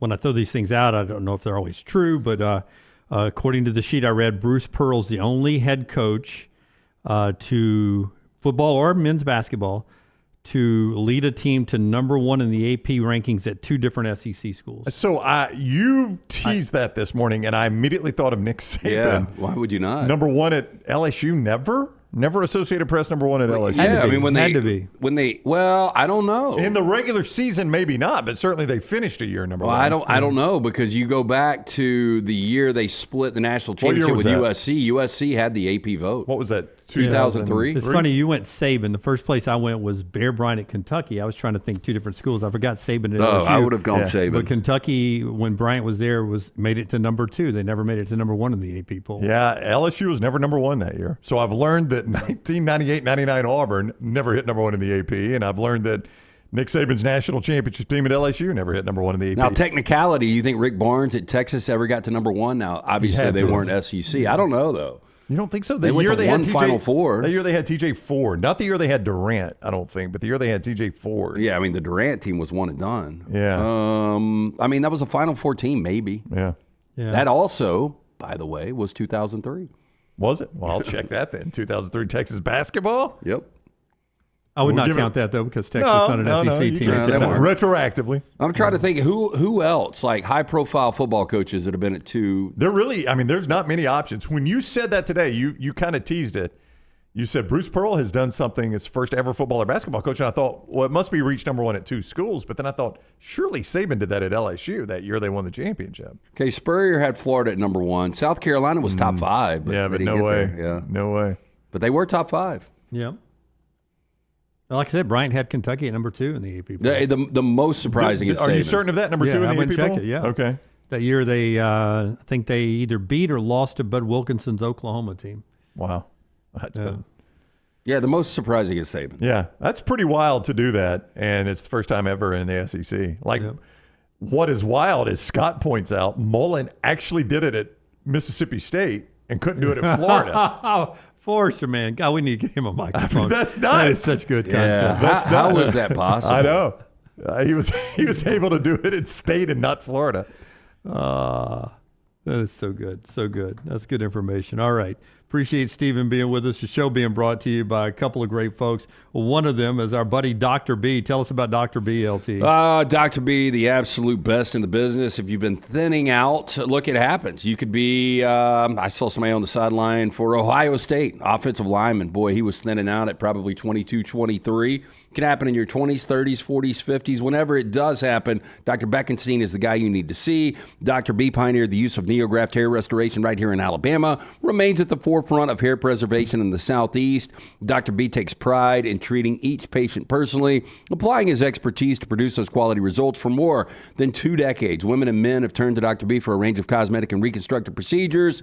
Call his great staff today. Book the consultation that me and Brown both booked years ago, 205-319-0316. That's 205-319-0316. I do that non-invasive treatment 3 times a week, 30 minutes each time on the couch. That is it. My hair is more than doubled in thickness. For more information, T3hair.net. When I say the name Sydney Thomas, you know who I'm talking about now, Lance? The Ring Girl. The Ring Girl. Wow, look at that. Not Ring Doorbell. Yeah, but that's the way. It's not a ring. Well, and honestly, I wouldn't have known this until she popped back into the news over the last couple of days. Which is a great story. It's Ring Girl, not Round Girl, right? Ring Girl. It's a Ring Girl. So she was the Ring Girl for the Tyson Paul fight. That's right. Right, and is a University of Alabama student. Right. I'm correct about all these things, right? And now has blown up on the internet. Apparently up out of the top of those dresses. It has blown right up on the internet. Yeah. So she went on I think it was called not the Farmers Only podcast, that can't be right. No, kids. The Like a Farmer podcast. Like a Farmer podcast. The Like a Farmer. Do you have any context to what this podcast is about? Do you know the content? I have no idea.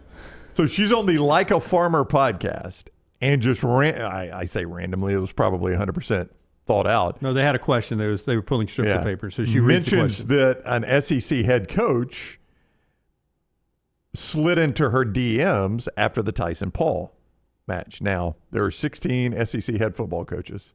I think we're all thinking of the same one. I mean, I can't think of another. So Barstool did it. I've got it narrowed down to 4 coaches. It could be in the SEC. You got it all the way to 4? No, this is number 1, Lane Kiffin.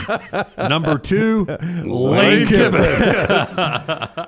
I mean, So- I don't know who else you guys would put in the mix. No. So, of course, I think in humor, Barstool on number 4 did Sam Pittman. They're like, we've got to have one mystery candidate. It ain't Sam Pittman. Everybody thinks this is Lane Kiffin, right? That she mentioned. Yes. Right. So Lane, not one to steer away from controversy or something that could be fun, sees a photo that Sidney Thomas has with the greatest football coach of all time, soon to be in the Hall of Fame, With Nick Saban? on the golf course. Oh! With Nick Saban, to which Lane responds, I think we have our answer, RTR. That is a funny tweet for Lane Kiffin, by the way. Oh, that is fantastic. Oh, and if you know the inner story between the dynamics of both of those guys, too, it makes it even better. That's a great, I'll give Lane credit.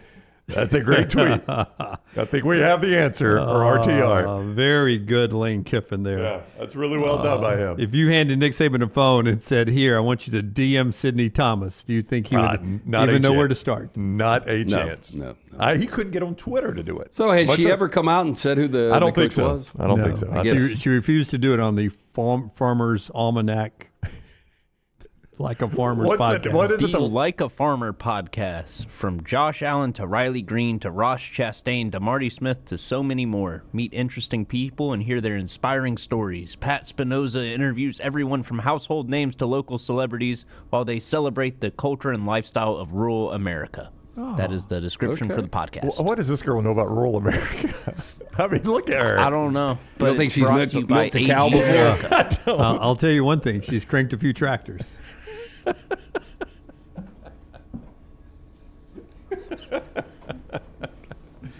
That's a good tweet by Lane. Does she talk about her professional plans? I have not heard the podcast. I don't know. Because I would say that I don't know. Every other girl her age probably cashes in on an OnlyFans. Well, some do. Well, I think she's doing well, I think, on Instagram and all that. I would imagine she's in the mix now. Anytime, like we have a big fight, she's I mean, gonna be a I ring mean- girl. I mean, those people get paid, don't they? I don't know. I mean, I doubt it. who are the big fights right now? Who's the next big fight? Well, I mean, UFC 436 is right around the corner, I'm sure, or 572. I mean, they do Whatever we're on. I feel like they do There's one every no other way weekend. they would have to pay them anything. She would be the example. I'd be like, okay, we had this girl came on. That's she had right. 10 followers, and now she's got 10 million followers. You're right. Tiger increased the payroll of the PGA Tour. She has brought it down because she did it one time, That's and now right. she's making money Yeah. off of it. I would think that the pipeline from ring card girl to OnlyFans model is pretty strong. Well, let's don't stereotype. Yeah. Use that pipeline softly, by the way. There we go. Brown? OnlyFans is not only that. People do a lot of stuff on OnlyFans, I'm told. I've never been on it. But Dude, I mean, look, I Flash don't the look at lights social around there. No, Yeah. I have never been on OnlyFans. I'm just saying it's not just people doing pornographic content. People do a lot of things. Well, on I think there. that's what it's known for. I mean, It's what else? probably known What for else that. do they do? Well, I on think there? people sell feet pictures. We've had trash stories but about it's people all that- sexual. Does They're that all not making go money. into does that not go towards I've never looked that at same a category? foot and thought that was pornography. No.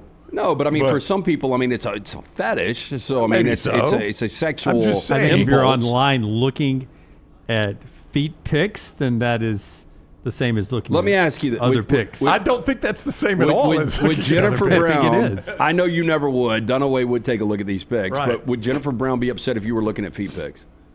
I think she would think I'm weird. Yeah. She'd be like, "What are you doing? Yeah. That's not the man I'm Yeah, married." do I need to worry about you now? Yeah. I mean, I don't think she would be upset that like I was attracted to another woman's feet. She would be upset that I was looking at feet online. She'd be more shocked the belt was around his neck. Oh no. With a leash.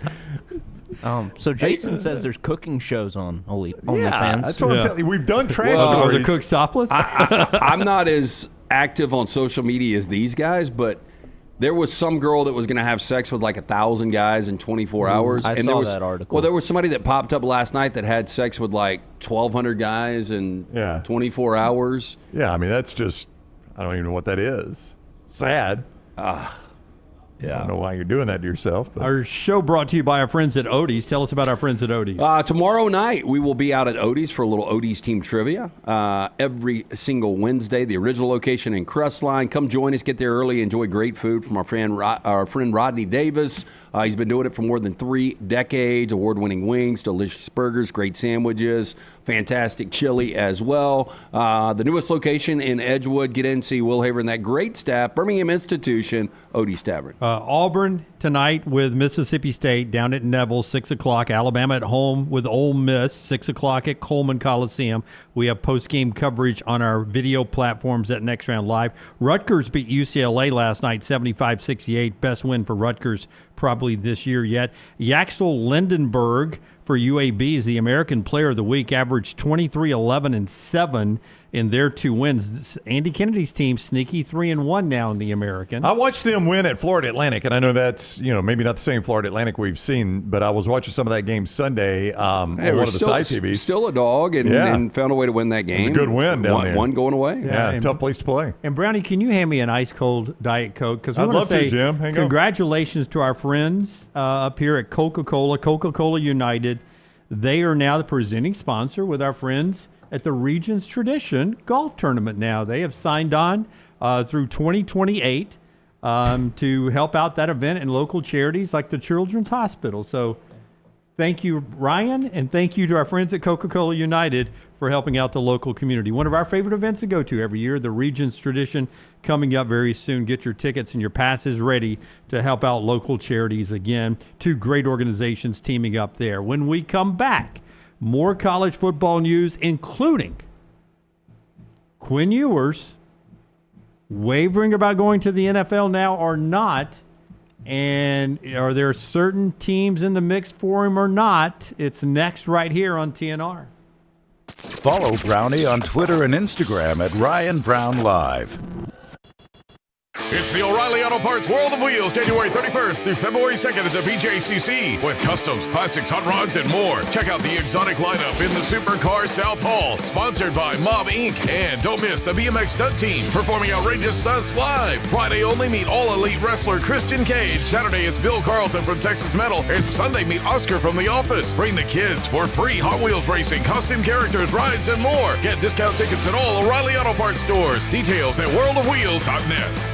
Stop by the New York Butcher Shop and pick up the finest in certified Angus prime beef steaks and burgers, premium pork chops, ribs, and all-natural chicken cut to order just for you. Their chef-prepared entrees and side dishes are the perfect dinner-to-go choice for your family and are ready to heat at home. With a great selection of fine wines and desserts, the New York Butcher Shop is your one-stop dinner shop. 2 locations to serve you, Cahaba Heights and on Highway 119 in Greystone. The New York Butcher Shop, rare quality, well-done service.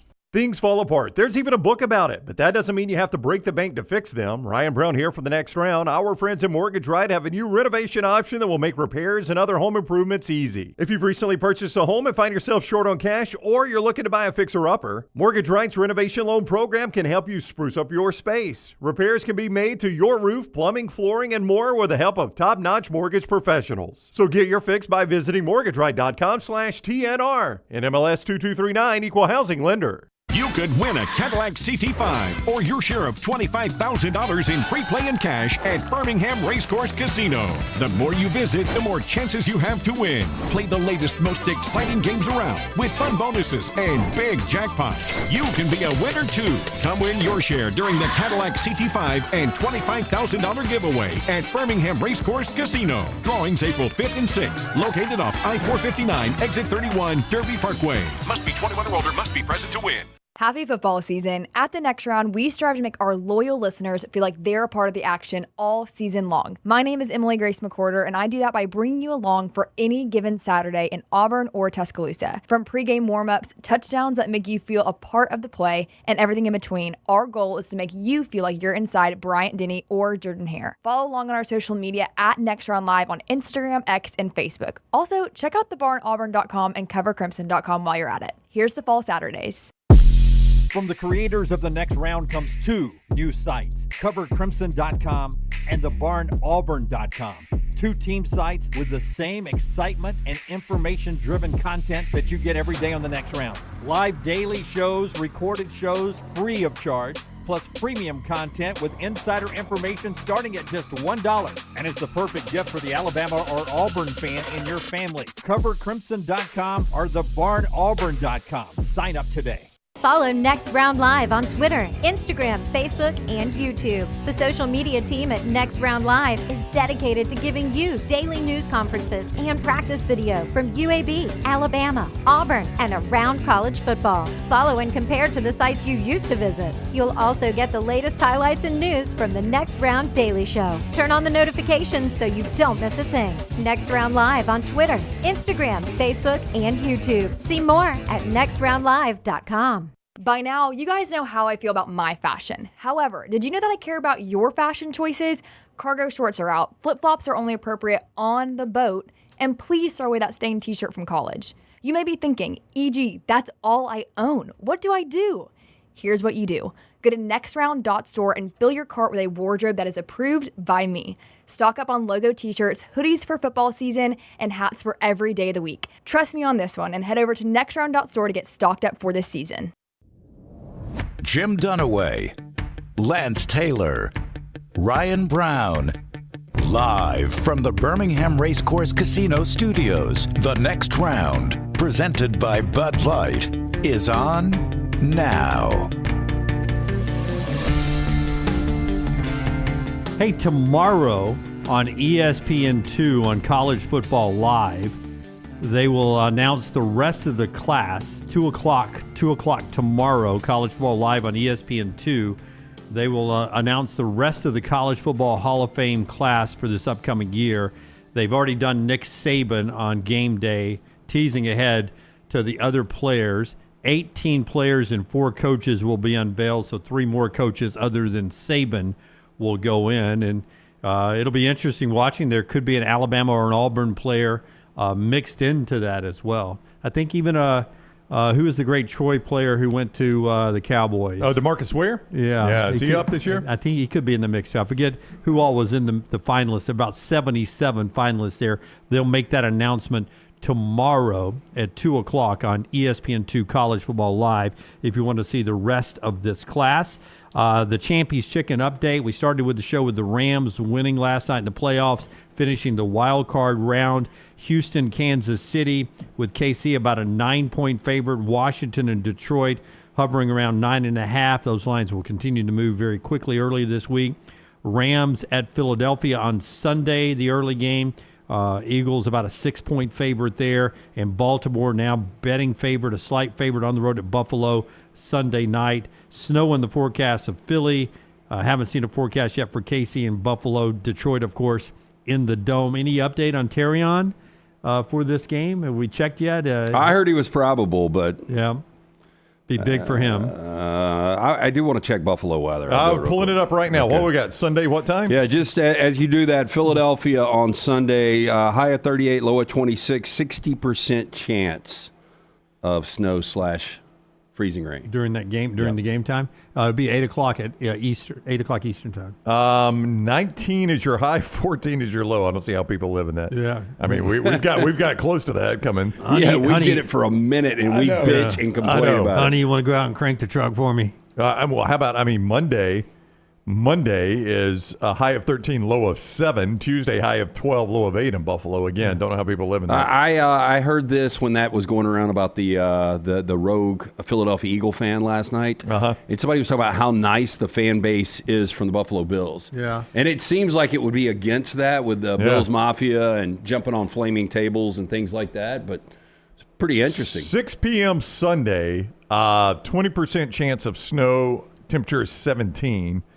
At 9 p.m., 20% chance of snow, temperature 17. So not going to change a whole lot during the game. I don't know that it'll snow during the game. Doesn't look like a complete whiteout. Josh Allen could be the best snow quarterback in the history of football. I mean, I don't know who I would argue. I mean, just his ability running the football, big hands, a guy that grew up in those elements. Yeah. And they've done it before more than Baltimore has. If I'm Buffalo, I'd hope it snows all day long and try to limit Derrick Henry, who is from Florida, right? Yulee High School down in Florida. Yeah, played at Alabama and then at Tennessee. Lamar, same thing. Yeah. So I mean, both of these teams, that's why you want home field advantage, right? If you're the Eagles and you're the Bills, I mean, you want the elements to come into play. Let's see what those SEC guys will do up in the snow is what I'd want. Cut number 3, Tyler. Basketball tonight. You just heard from Stephen Pearl. Auburn, number 1 in the country, hosting Mississippi State. Alabama gets Ole Miss. And Nate Oates, he knows what Chris Beard's Rebels will bring into Coleman Coliseum tonight. Ole Miss has been good. Their defense, if you look at SEC-only games, they got the best defense in the conference. They've been doing an unbelievable job shutting teams down. Our offense is going to have to be on point. They turn people over quite a bit. We've had issues with turnovers for large parts of this year. We had 15 of them against A&M. Ole Miss does some similar things defensively like A&M. They're different than A&M in some ways as well. So we're going to have to do a better job taking care of the ball. I believe Ole Miss has 7 guys that have scored 1,000 points or more in their career. We're going to have to guard them all. We're going to have to do a good job with the personnel and the scouting report. But they're good. I mean, there's 3 teams left undefeated in SEC play, us, Auburn, and them, and we've got them coming to our building. So this game's going to go a long ways in determining who's going to be in the mix to win an SEC championship as we continue to move through conference play.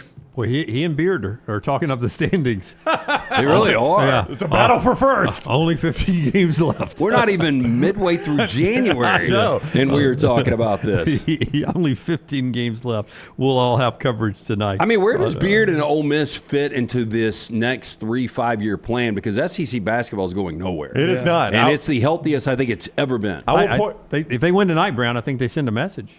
Well, I will point out that Little T, over on our social media at Next Round Live, has sent out the first of what will be probably a weekly update of the Magic KenPom rankings, right? The teams that fit in the KenPom formula that every national champion has fit in since 2002. Ole Miss is in that formula right now. Do we have that? I don't know if Scott has it. No, I don't know. If Taylor sent it out, Scott will have it here shortly. He can if he wants. So it's that we're at that point. Well, I mean, Taylor has started sending it out. Yeah. I don't want to speak for Taylor here. She does a great job on her own. While Forrester pulls that up, I will let LT tell us about our friends at New York Butcher Shop. New York Butcher Shop, one of our proud sponsors here on the show, getting us ready for another big playoff weekend. One-stop dinner shop. I mean, anything you need, from the incredible steaks that we had on Saturday night. We had some of the lasagna on Sunday night. Fantastic meatballs, great breakfast items, casseroles, things like that. Incredible side dishes made in-house. Fresh meat specialty items, those huge deli sandwiches for lunch or dinner. Fantastic selection of desserts and fine wines. Rare quality, well-done service. 2 locations, the original in Cahaba Heights, Highway 119 in Greystone. Get in and see Jim and that incredible staff, the New York Butcher Shop. For those that don't remember the metrics that fit that in, Brownie, do you have it off the top of your head? You've got to be top. All right, Taylor has taken the post down. I don't know if she made a mistake on it or not. Okay, never mind then. Top 20 offense, defense, something like top that? 25 offense, top 40, or is it top 40 offense, top 25 defense? Yeah. I don't remember. By the way, it's one of the two. Speaking of being taken down, after we mentioned the FanDuel took down the Alabama one. The rest of them are still up there, so I don't know if people were hammering the Alabama over. Maybe. They were like, whoa. Time out now. Tony, was 8.5 too low? Well, if just put it, going back to that point real quick, if it goes under the 8.5, Kalen DeBoer is on a hot seat going into 26. Oh, would you guys agree with that? 100%, yes. I would. Excuse me, 100%. Yeah, if he loses 8 games over 2 years. Yeah. I mean, did Saban lose 8 games in a decade? I'm being It took a while to stack up 8 games. It was about a decade. I teased Quinn Ewers. I thought his answer leading into the semifinal game, when he was asked about in the game day interview, was asked about all these people are talking about a $6 million offer, and maybe you being quarterback next year, but not at Texas and not in the NFL. And he was like, Brownie, wasn't it like, I've never heard that. I don't even know what people are talking about. Yeah. I'm going to the NFL. Yeah, I mean, he basically declared, either I'm going to the NFL, I'm not going to be at Texas, however you wanted to read it, next year. Yeah. I mean, he declared that. I'm going to the NFL. I'm going to the NFL. He basically declared that in the pregame interview. But still here the last couple of days, people will not let it die. They keep thinking that there is a reason this kid's not going to go to the NFL. He doesn't need to go to the NFL, in my opinion. Again, teams reach for quarterbacks, but I think Ewers is going to be like a third-round guy. And if you just look at the money, like right now, Will Levis made $2 million, second-round pick this year, $2 to $3 million. Ewers can make anywhere from $4 to $6 million, depending on where he goes next year. I don't know why he wouldn't come back. The only reason he might not come back is something that Chip Brown had told me. And he said, look, he wants to be a Texas Longhorn. That's the way he wants his legacy to be. Well, I mean, you were a Texas Longhorn that lost in the semifinals. Like, I don't know how far that gets you. I'd rather go in and grab some cash. And he's going to be much more comfortable. And maybe he could, because we were talking about Drew Aller could be that guy next year. Like, nobody has a clear-cut #1 overall guy next year. Maybe Ewers could play his way into that. But I would take what is the sure thing, the $4 to $5, $6 million, as opposed to maybe getting drafted in the 3rd or 4th round. Yeah, the people that are talking about this, they were like, what about Ohio State? Who's going to be Ohio State's quarterback? We talked yesterday. A lot of people around Ohio State believes Julian Sayin, one-time Alabama commitment, who's up there and has been waiting behind all year long, is the guy. He's going to be the guy. You got Beck over there. Could he go to Georgia? Could he go to Alabama? Yeah, could he go to Ole Miss? Yeah. I mean, look, I'm sure and that's why he's got so many options. Like, he doesn't know what his options are for the NFL. Like, that's true. He's got a lot of confidence in himself. Hey, I'll get drafted. I'll get into a camp. I'll work my way. I'll become a starting quarterback in the NFL. That's great. He can do that next year. I'm just saying he's got all these options. Him and his team can get together.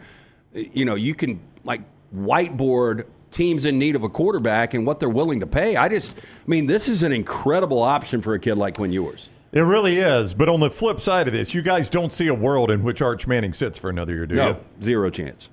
And Texas, there's no way Texas wants to lose him, right? Yeah. I think more people are, right now with the Cowboys job being open, are more confident that Arch Manning is the quarterback at Texas than Steve Sarkisian is the head coach. Until that Cowboy job, they're still bubbling that maybe Sark is in the mix in Dallas as well. Right here from the Sporting News, NFL mock drafts, Quinn Ewers lands Steelers, Packers, or Chargers.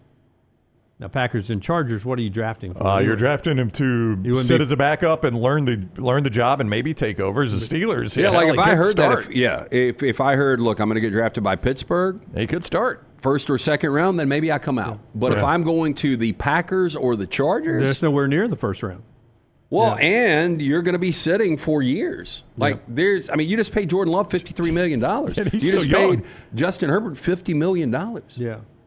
I mean, in my eyes, he's the same age as Jordan Love. Well, let me ask you this. It does feel that way, doesn't it? Do you think Alabama fans would take Quinn Ewers? Well, I answered this question last week when we bounced around again. I don't think so. I think they like sight unseen Ty Simpson and incoming 5-star quarterback better than they do Quinn Ewers. Well, look, I'm all about a guy getting his shot that in today's college football, waits around. Doesn't take the ball and take off to another place just because he wants to play immediately. So I would like to see Ty get the fair shake there. But if you're an Alabama fan, sightseeing, Quinn Ewers is a good college quarterback. Some inconsistencies, not nearly to the highs and lows that you saw with Jalen Milroe. But I think Ewers, when healthy, is a really good quarterback. That's another thing you got to factor in, though, and I think the NFL will. Like, when do you see Ewers play a full 12 games in college football? You don't. Was there ever a time in that first half, though, watching that game, that you thought, boy, I'd go to Arch Manning right now? Yes. No, I'm not talking about situationally. I'm talking about, like, he takes the game over. Our friend Greg said that. No, I had people texting me that, like, how do you not go to Arch at this point? Well, I mean, what I would say to counter that is Quinn has played in a lot of big games. Arch hadn't played in big games. No, he's barely played. He hasn't. But of course, Tua didn't play in any big games either. That's right. I felt the one thing they needed at one point in that game was the ability to slow down Ohio State's pass rush with a little escapability, somebody to run through the pass rush and get upfield. Yeah, and that's another thing. Wasers has none of that. None of that. Yeah, and you know, even in the NFL, I know you need some escapability. Yeah, I know Peyton Manning wasn't fast. Tom Brady wasn't a runner. Matt Stafford is not a runner. Jerry Goff is not a runner. But I mean, the majority of quarterbacks now, like Joe Burrow, is a great athlete. Yep. The biggest play that jump-started the Buccaneers the other night and gave us a chance to win was a Baker Mayfield run. The only reason we won Week 18 to get to the playoffs that jump-started a sluggish day was a Baker Mayfield 23-yard angry run. You know, it's just you just got to when it's open. It's just that extra ability to do something. If you guys were advising Ewers, what would you tell him? I'd play another year of college football. But here's the thing, and somebody mentioned this in the MyBookie.ag chat room. Steve Sarkisian's viewed as maybe the best offensive mind in college football. And if you've got questions of Quinn Ewers coming out of that offense, well, how what's about that this? say? He's got to be better than Arch Manning, because this is a business, and Sarkisian would have played Arch Manning over Quinn Ewers. But what does that say to you if you're an NFL team and you're like, he played for the best offensive mind in college football? That's what people say. But man, one of the best rosters, and they didn't play a back-breaking schedule, and I've still got questions about this guy. By the way, Isiah Bond, NFL draft, golden NFL draft. But we have seen Ewers some going back to the home and home in Tuscaloosa where they won last year in Tuscaloosa, or 2 years ago, 2023. Some of the throws he made there, some of the throws he made down the stretch against Arizona State in overtime, first and second overtimes. I mean, Ewers can make unbelievable throws though. But I mean, but now with what I just said, Will Levis gave you all the evidence you needed that he wasn't an NFL quarterback at Kentucky, but Tennessee still said, I think I see something in this guy. Yeah. So all it takes is one team. Now, Tennessee used a second-round pick on him, not a first-round. Anthony Richardson. Yeah. You know, the story's still incomplete on Anthony Richardson. It is. I think he could still be a really good quarterback for Indianapolis. We'll see. But to your point, all it takes is one team to fall in love with you. But that is a huge risk when every team may not be in love with you, and you're risking that it's only going to be one team. You can only play one more year of college football one time in your life, and this is it for Quinn Ewers. 4 downs coming up in just a second. The show being brought to you by our friends at Champy's World Famous Fried Chicken, champyschicken.com, Highway 119 in Alabaster. Sterling is there. What are you in the mood for today? How about a hot chicken sandwich, hot po' boy? How about chicken on a stick? How about some unbelievable country sides that you get to go with that wonderful fried chicken that's brined overnight and cooked to order, hand-cut chicken fingers, Mississippi Delta recipe tamales. Over 10 years in the same location on Highway 119 in Alabaster. Such a great atmosphere down there. It is Sterling and the fine folks at champyschicken.com. Here is a couple of other things before LT gives us 4 downs. The SEC is part of the national championship game. SEC officials will call the game. Steve Marlowe gets the call. He also did the Fiesta Bowl game.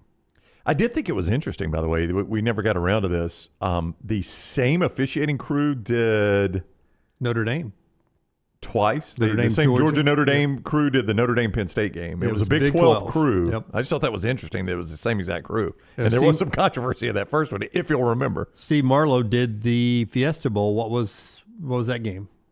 That was Fiesta. That was Penn State and Boise. Penn State and Boise. Yep. So they're both gone. Yeah.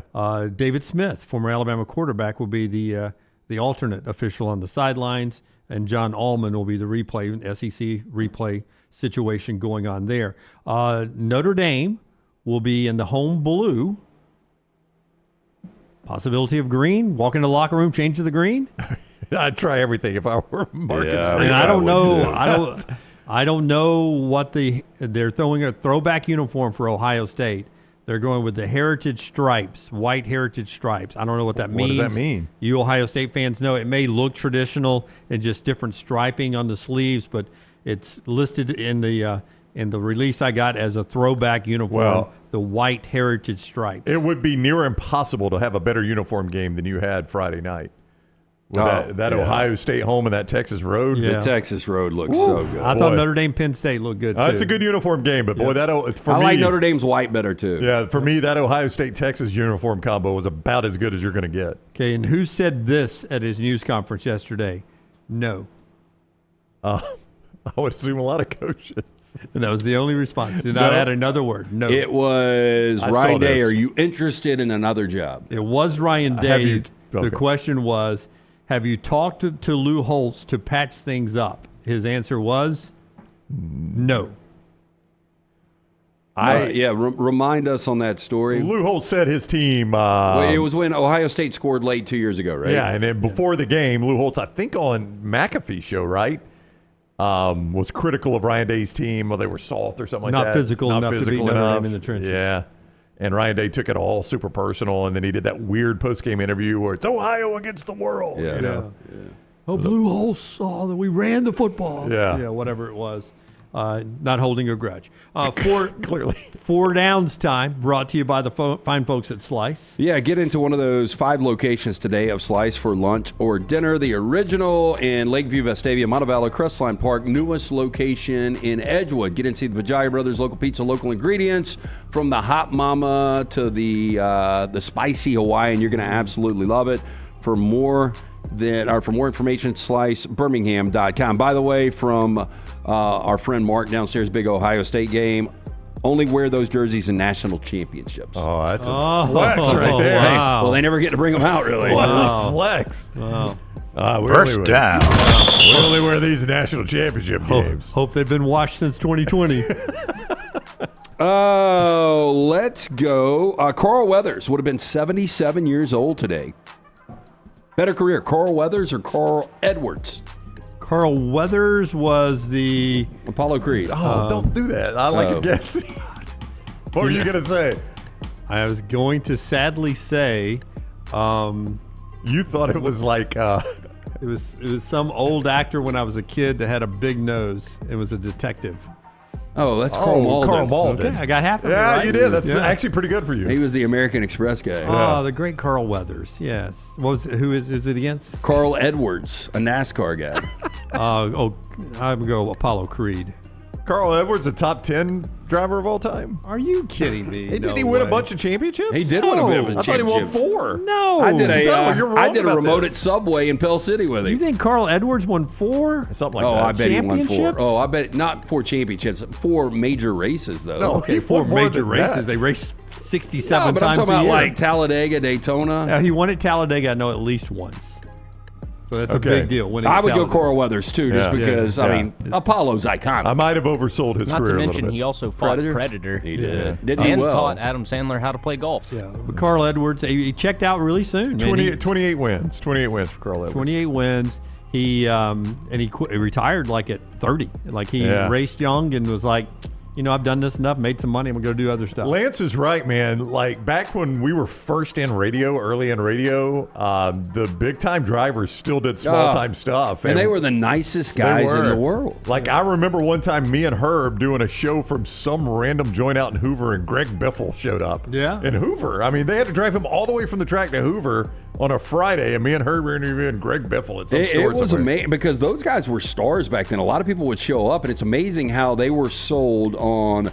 You have got to interact with your fan base, and you've got to hang out at the Subway in Pell City for 2 hours.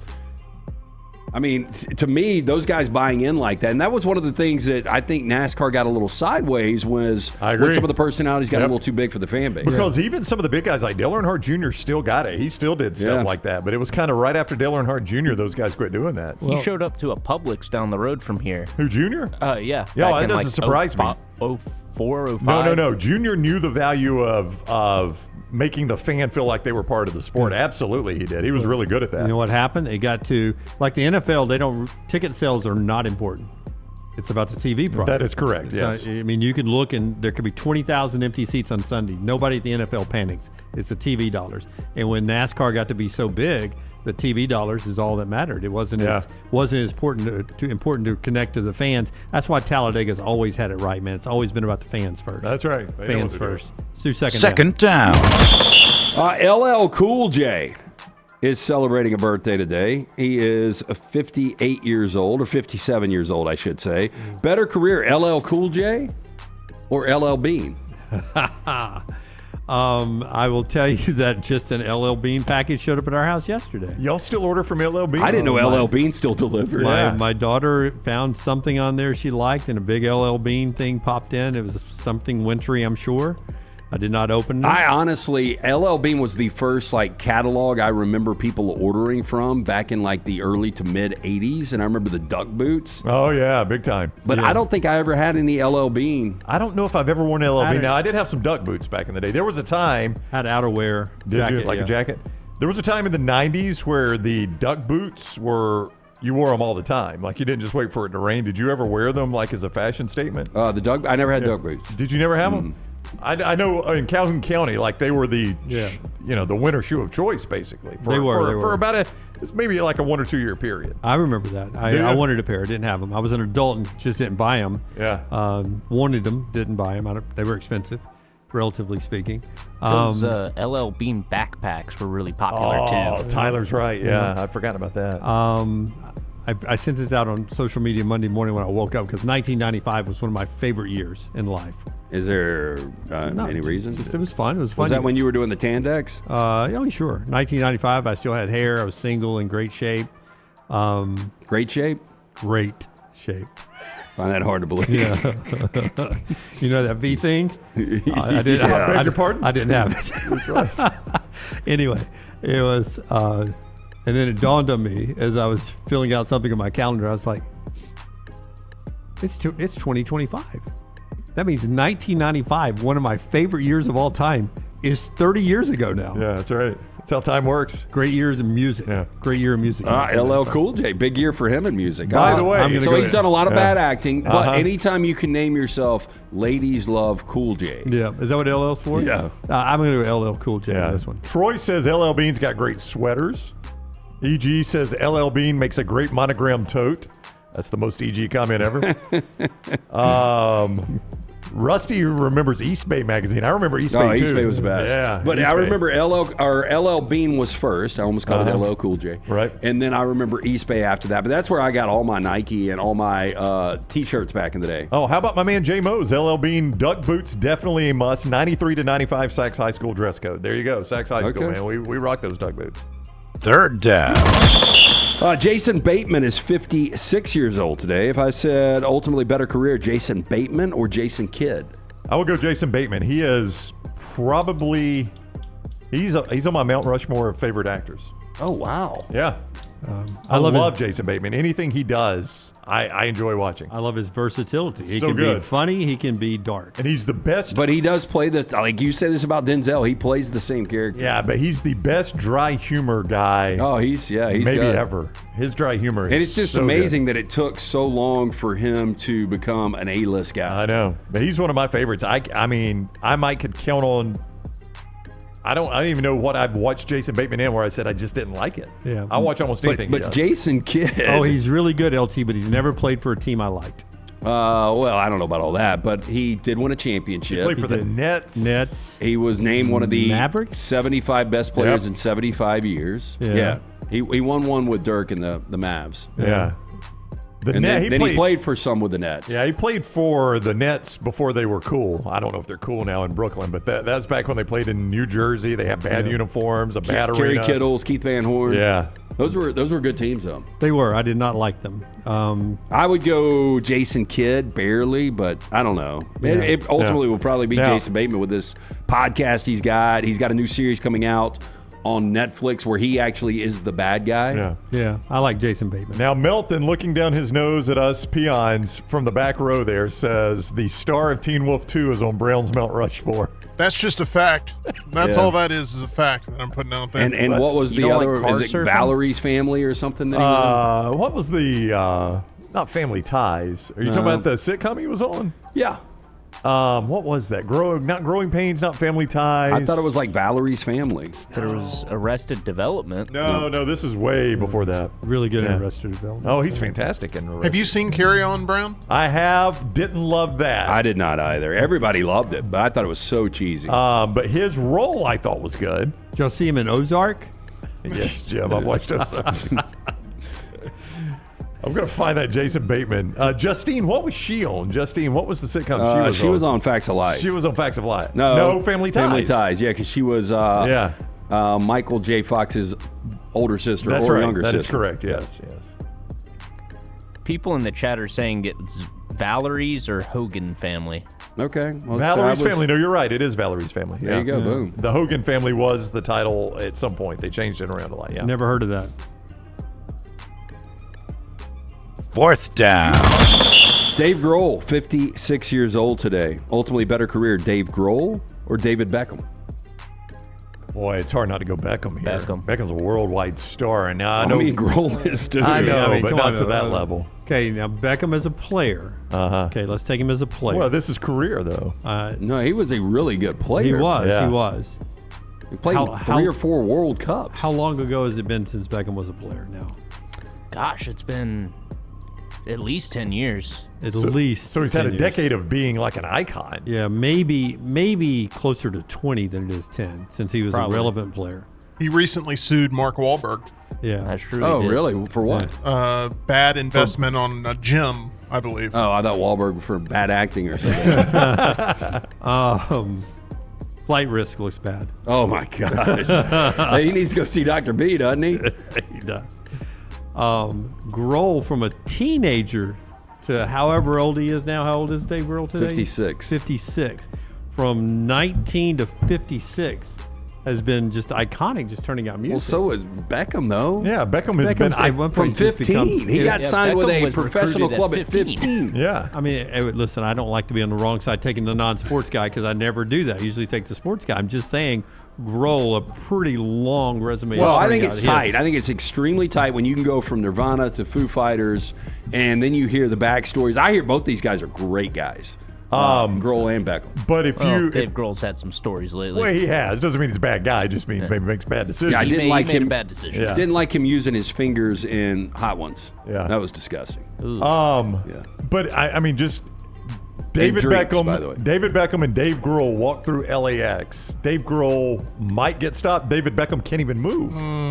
Oh, Come melted. on. Are you kidding me? Nah, Grohl It's looks close. like he is in need. Grohl's of, getting stopped. He's in bad need of a shower. Oh, I agree completely. Oh, I think people would recognize Grohl, and I think other people would be like, No. is that David Beckham? Are you kidding me? Beckham couldn't move in LAX. Beckham's one of those guys that's chiseled. Beckham wouldn't be in LAX first. He is one of those guys that you're like, oh my God, that dude does something. You know, Grohl could be a guy that, you know, is the guy that picks up your trash on Tuesday. You know, he could play a sold-out show at Madison Square Garden, but I think Beckham would catch everybody's attention because they'd be like, this dude does something. Top 10 drummer of all time, Grohl? I don't know if I'd go that far. Okay. Yeah. Beckham, a top 10 soccer player of all time?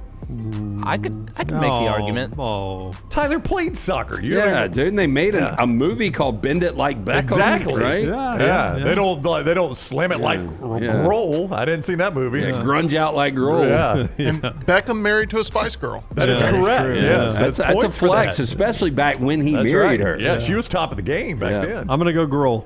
I'm gonna go Beckham. I got Beckham here. Yeah, but it's not a blowout, Dunaway. And that is 4 downs. You're a loser, Jim, but it's not a blowout. Yeah. That is 4 downs. 5 locations for lunch or dinner. Get a slice and a salad today. Pick up a couple of pies on your way home. For more information, slicebirmingham.com. Okay, just where we are in college football.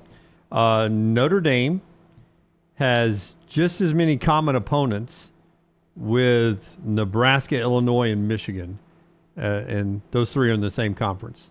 Notre Dame not in the Big Ten, but Nebraska, Illinois, Michigan, and Notre Dame have the same number of common opponents. They've all played the same. Yeah. You know, and this is not – this is a common opponent between the two teams playing for the national championship. But if you're Indiana and Kirk Cignetti, do you look and say, we lost 2 games this year? Oh, yeah.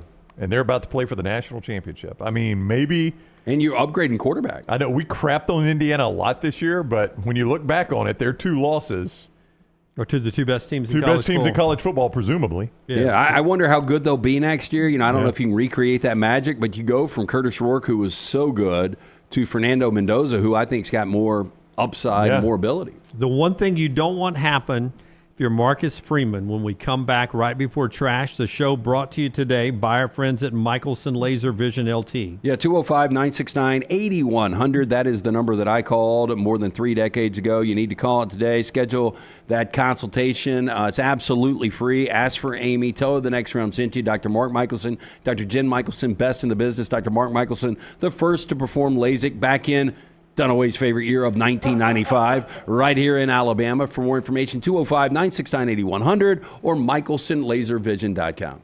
Follow Dunaway on Twitter and Instagram at Jim Dunaway. Looking for a great place for that boring meeting? Leave the office and go to the golfus. What about corporate events like board meetings, sales meetings, customer appreciation events? How about the golfus? Watch parties for football and basketball, parties for birthdays or couple showers. The golfus is a great place for those. The golfus has Birmingham's best golf simulators and man caves in Vestavia on Highway 31, opening soon in Trussville and on Highway 280. Bring whatever you want to eat or drink, even bring your own clubs. Get out of the office. Go to the golfus. Book your spot now at thegolfus.com. Twin Peaks is the best in the game. Here, you're in the red zone for every college rivalry and divisional matchup all season long. I mean, where else are the scenic views as good as your view of the game? Only at Twin Peaks, the #1 sports bar. Let's face it, a home is one of the most powerful assets you can have, and our friends at Mortgage Right want to help you build wealth through home ownership. Mortgage Right is all about providing competitive rates, a variety of loan products, and a multitude of resources for a seamless home buying experience. They treat their borrowers like family and are always looking to bring more happy homeowners under their roof. See more by visiting mortgageright.com/TNR today and start living. That's mortgageright.com/TNR. NMLS 2239, Equal Housing Lender. This hour of The Next Round is presented by the Birmingham Racecourse Casino, now featuring 7 days of giveaways with your chance to win a share of up to $125,000. The more you visit the Birmingham Racecourse Casino, the more chances you have to win. Just because you've quit going to the gym, it doesn't mean that you have to quit gym altogether. Dunaway, that is. With our Next Round podcasts open 24/7, 365, you can access gym anytime you'd like. While you may have done away with your treadmill routine, our version of Dunaway is standing by, ready to get you back to your absolute best. Find all that lovely Jimmy D-led content on Spotify, Apple Podcasts, Google Podcasts, and in the podcast section of nextroundlive.com. This message is sponsored by Jimmy Crypto Inc. and Jimmy Crypto for President. From the creators of The Next Round comes two new sites, covercrimson.com and thebarnauburn.com. Two team sites with the same excitement and information-driven content that you get every day on The Next Round. Live daily shows, recorded shows, free of charge, plus premium content with insider information starting at just $1. And it's the perfect gift for the Alabama or Auburn fan in your family. Covercrimson.com or thebarnauburn.com. Sign up today. Happy football season. At The Next Round, we strive to make our loyal listeners feel like they're a part of the action all season long. My name is Emily Grace McWhorter, and I do that by bringing you along for any given Saturday in Auburn or Tuscaloosa. From pregame warm-ups, touchdowns that make you feel a part of the play, and everything in between, our goal is to make you feel like you're inside Bryant Denny or Jordan Hare. Follow along on our social media at Next Round Live on Instagram, X, and Facebook. Also, check out thebarnauburn.com and covercrimson.com while you're at it. Here's to fall Saturdays. Start your day online with our website, nextroundlive.com, for the latest videos, podcasts, and college football stories. It's also a great way to stream the show or shop in the Next Round store. Stay connected by visiting nextroundlive.com. Hang out with The Next Round on the go. Whether you're driving to work, running errands, sitting on the beach, or you just need a break from the real world, we can keep you company. Check out The Next Round, Mystery Fifth Hour, and our other shows on your favorite podcast app. We'll meet you there. Want more of the show? Download the app or visit nextroundlive.com for the latest podcast, The Mystery Fifth Hour, our Not For All Ages podcast, The Last Call, and the entire Double Down Media podcast family. All at nextroundlive.com and on the Next Round app.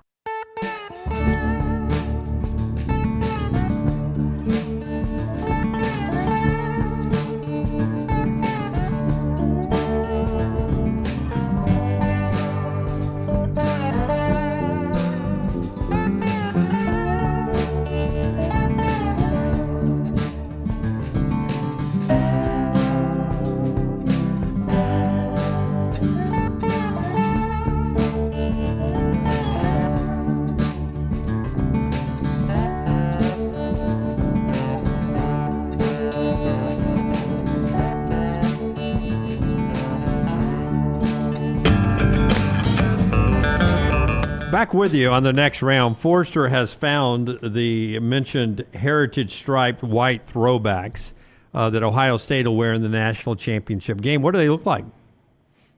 Oh, okay.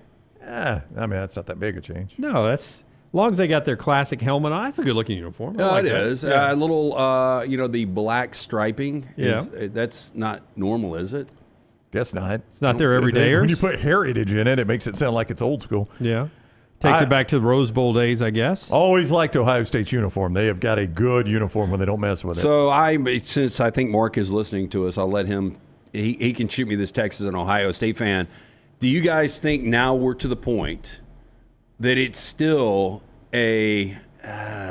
like if Ohio State doesn't close the deal as a really solid favorite, an 8.5. Has Day redeemed himself? Yeah, I just wonder what you view this season as. Is it still an A season? Is it a B plus? I mean, for Notre Dame, it is an A plus season. Yeah.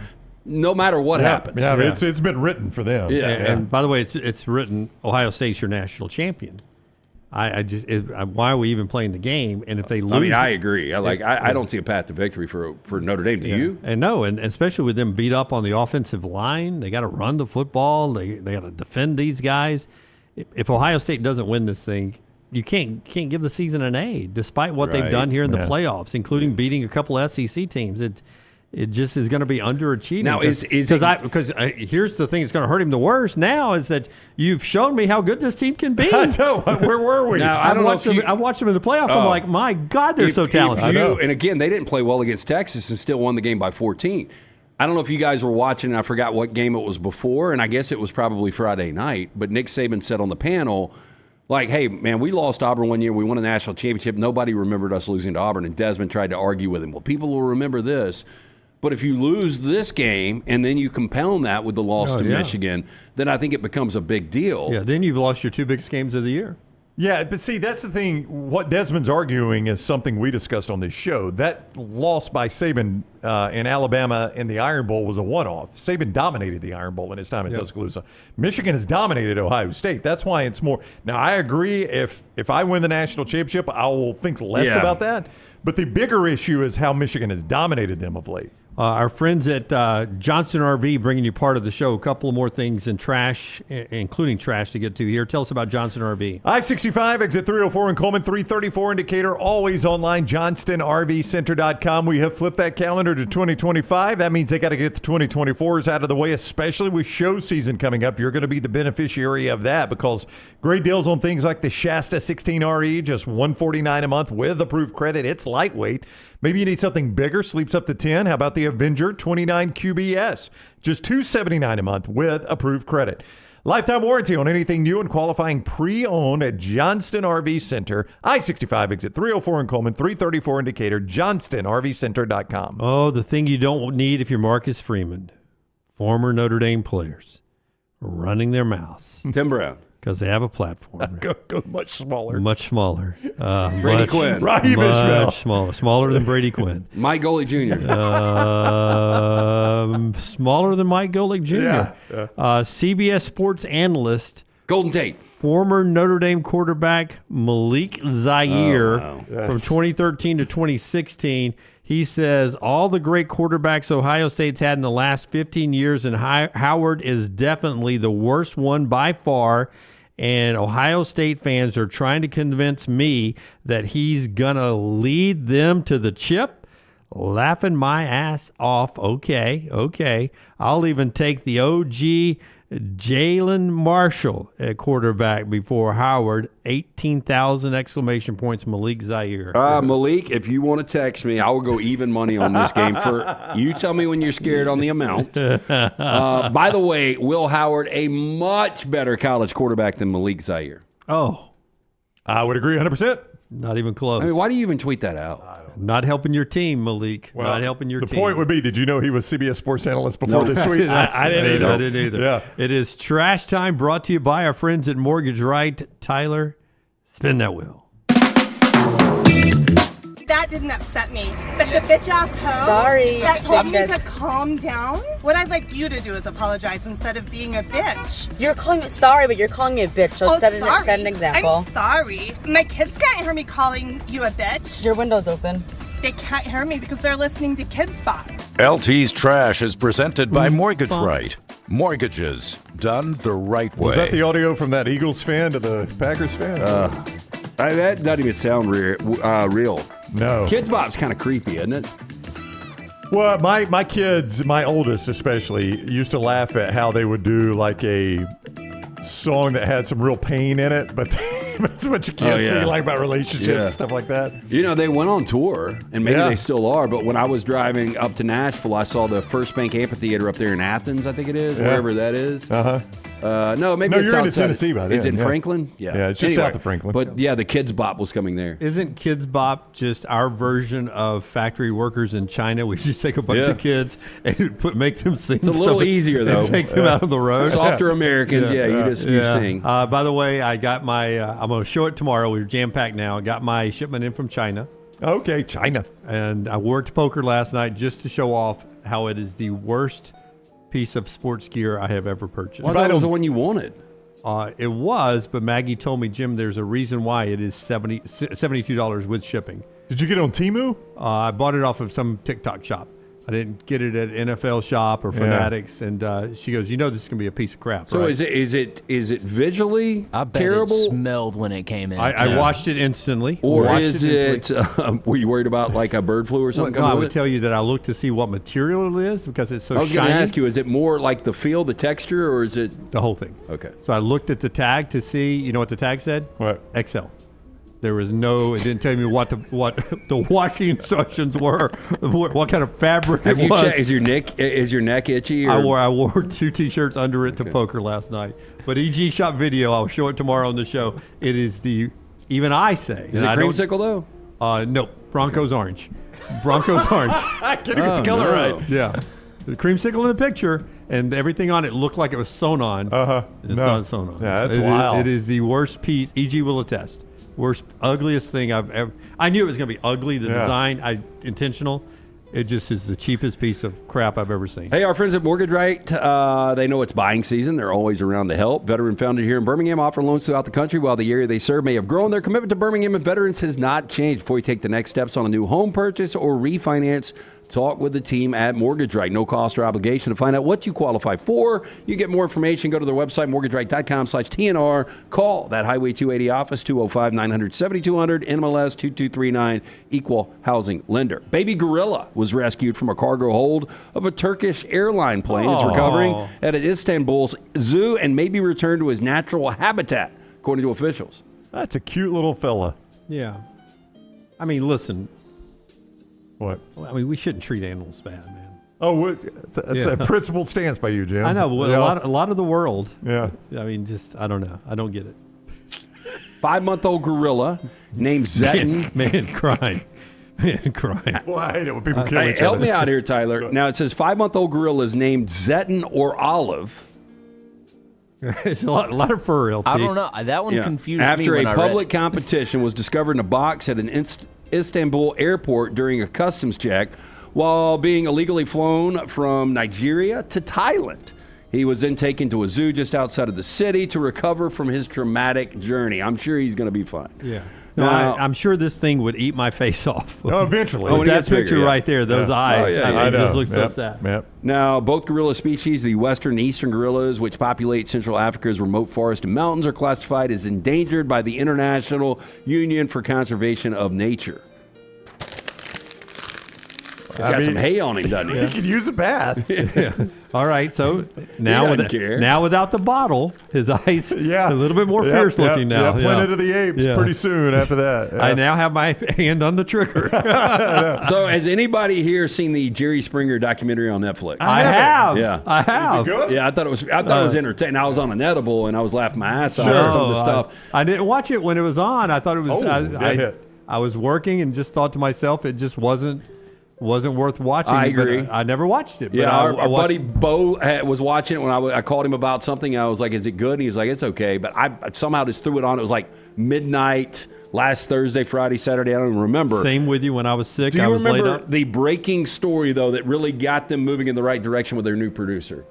The salacious, which really turned heads. Oh wow. It was the one that the guy married the horse? Boom. Yes. That was it.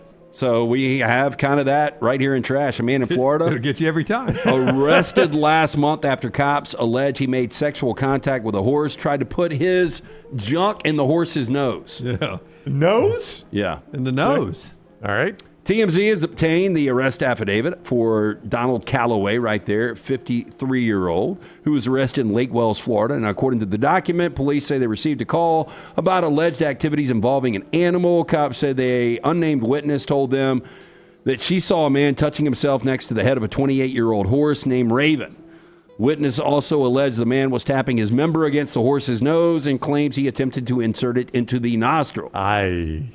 That's not really a humble brag by Donald, by the way. Yeah. Choosing the nostril, my man. My heavens. I think we definitely, if he is back in public, we've got to keep a close eye on Donald. Cops also say this witness claims the man continued to pleasure himself while touching the horse. Cops said they received a video from the witness which shows exactly what she was describing to them. Calloway touching himself while next to the horse before tapping the horse with his penis. Yeah. Calloway was then arrested, booked on one count of sexual contact with animals, according to online records.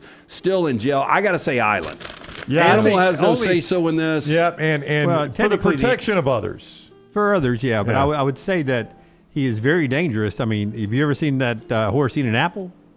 Oh, yeah. That would have been the end of Donald. Yeah. Okay, so the guy on the Jerry Springer said that he has sexual relations with his horse that he married. The horse has no say-so in the marriage. Right, he doesn't either, but he's at least on the natural end of the horse that he was doing it with. I don't think that makes it any better. No, it doesn't make it better. I'm just saying that. Yeah. And this might come up on Trash tomorrow. There was a woman that was eaten by pigs in Ohio. I didn't on Christmas. see that, Did you not but see I'll this? look into on it. Christmas? It popped up on one of my news feeds. Yeah. And I was like, oh, God, I got to track this down. But, yeah, on Christmas Day, a couple of pigs came up and ate her. Yeah, I'm just going to say. Came up? She didn't fall into the pen? No, I'm just saying Must this have guy been needs some to. of those like feral hogs. Yeah, this guy needs to be fed to the feral hogs. I agree, because I believe that's a gateway right there. Oh, yeah. The sex with an animal. It's gonna get worse than that. Yeah, no, this guy it's a gateway. He's a sexual predator. That's if you're right, banging yeah. on How much a horse, worse does it get? Humans. Yeah. A horse can't say no. Yeah. I'm going to assume this guy, even if a human says no, he don't care. Yeah. That time we broke down at Johnny's, my buddy Johnny Orr has a lot of acreage. Say Johnny's Hideaway. Yeah, in South Georgia, he's got a lot of acreage. Don't leave me here. The old women will get me. And we broke down the four-wheeler out in the middle of nowhere, no lights, and we were going to have to walk 5 miles back. And I was like, well, I guess we didn't have flashlights or anything. So we just start walking on the dirt road. And he's like, no, let's stay here until somebody comes and gets us. And we'd seen a lot of rattlesnakes. And I go, oh, worried about the snakes? He's like, nope. Feral hogs. Feral hogs. And they get massive down there in South Georgia. And they run in herds. Oh, yeah. Yeah, and they'll eat you. Yeah. I mean, that's... So track that down for Trash tomorrow. Very uplifting story. Yes. I'll look for it. Top Chinese basketball player has been make sure to suspended find video. after being accused of smuggling his girlfriend into his dorm in a suitcase. Now, the punishment was meted out to this kid Zhang on January 8th by the Gungza Lions, a team from the southern China province. Now, the club said Zhang, 20, had violated the team's management rules. In a statement, the club, which is a member of the Chinese Basketball Association, said he had not handled his personal matters appropriately. Earlier this month, his girlfriend, who was not... Wait. Does she have a paw for her hand? What we got going on there? No, it's upside down. What do you mean it's upside down? Like, she's got her hand like this, look. So she's got the sleeve up to her fingers. Oh, okay. She's putting it under his face. I see now. Like, Yeah. she's got it, Okay. Oh, boy, that freaked me out. Yeah, I I was did trying to too. figure it out, Jim. I thought it was a cat paw. I She had did a cat too. paw for her hand. Yeah. Now, earlier this month, the girlfriend not identified said she was a struggling art student. She said on social media that she was studying English all night in the dormitory.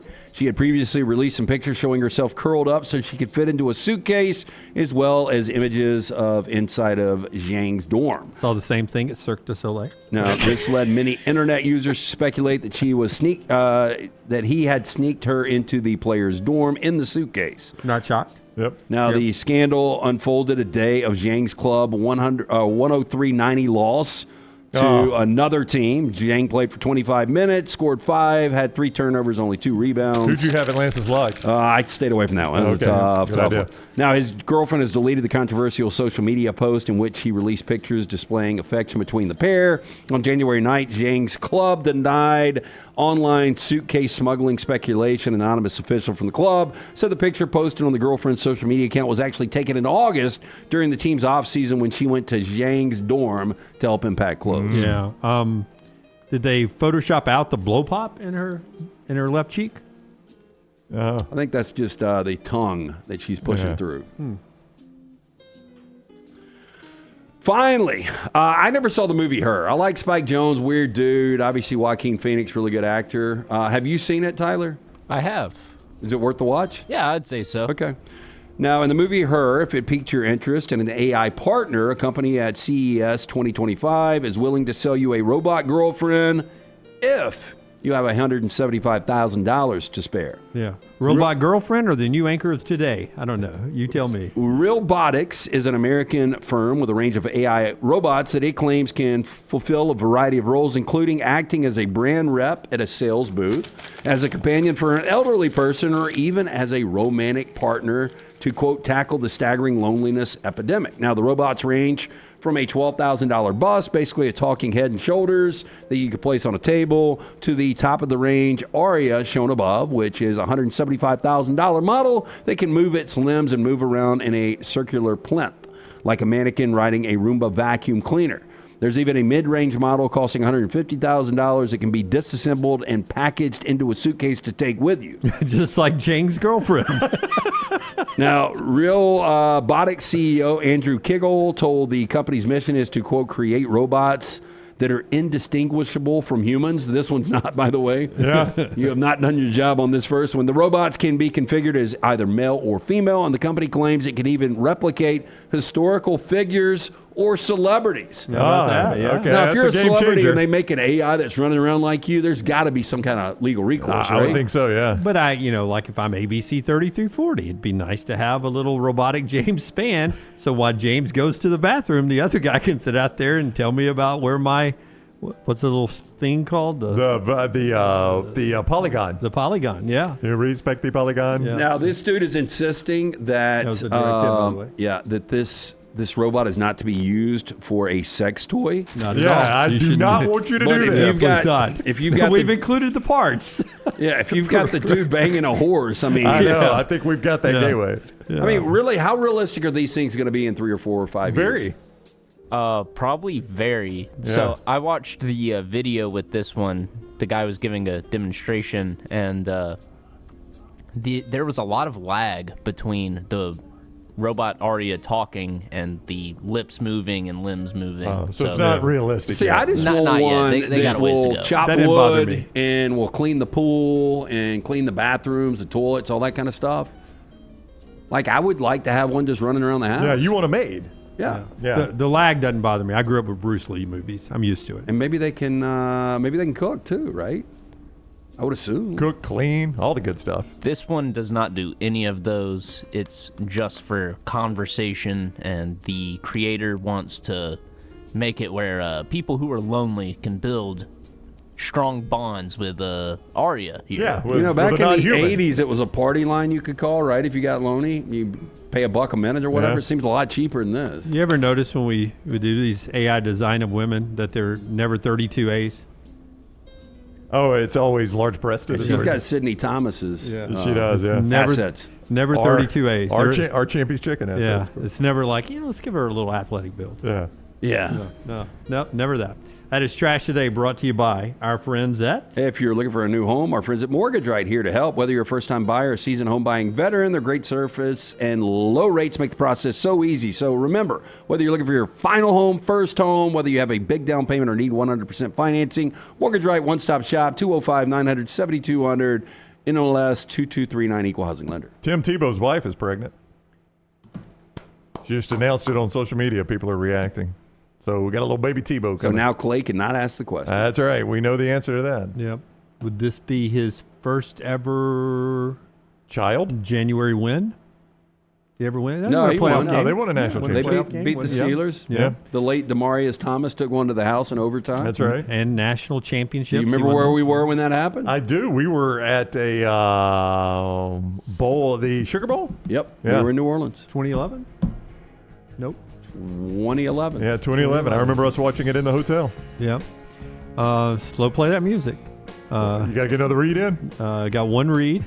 Our friends at Champy's bring you this hour, and they also bring you the start of the 12 o'clock hour. And they also bring you one more basketball note before we get out of here. Champy's Chicken, Highway 119 in Alabaster. Brown asked for it, So we got it. The updated Ken Palm thing that Taylor and Forrester have put together here. Big basketball tonight in Auburn and in Tuscaloosa. We'll have your post-game coverage on our at Next Round Live social media platform. Set the alert. Potential national champions. Brownie, you explained this to us because that list can change, right? It absolutely can change, but every national champion since 2002 has been top 25 defensive efficiency, top 40 offensive efficiency, according to Ken Palm. We'll update it as the season goes, but there are your teams right now. Those are your teams right now. Who you got in the SEC? In the Southeastern Conference, Ole Miss, Texas A&M, Florida, Tennessee, and the Auburn Tigers. Taylor, you got to redo this. Taylor, you got to redo it. Alabama's not on there. So weird seeing Arizona in the Big 12. I know, that is odd, isn't it? Yeah. I will point out that Alabama, who played in the Final Four last year, finished, I think, 111th in defensive efficiency last year. Right. So it doesn't necessarily keep you out of the Final Four. But Alabama isn't far out. They're 38th in defensive efficiency right now. I think Taylor tells me her Kava is messed up right now, and she's having a hard time getting the Alabama logo to upload. It's spinning wheel right now on the Alabama logo. That's our show now. We're back with you tomorrow, 9 a.m. Central Time. Until next time, God bless you. God bless America.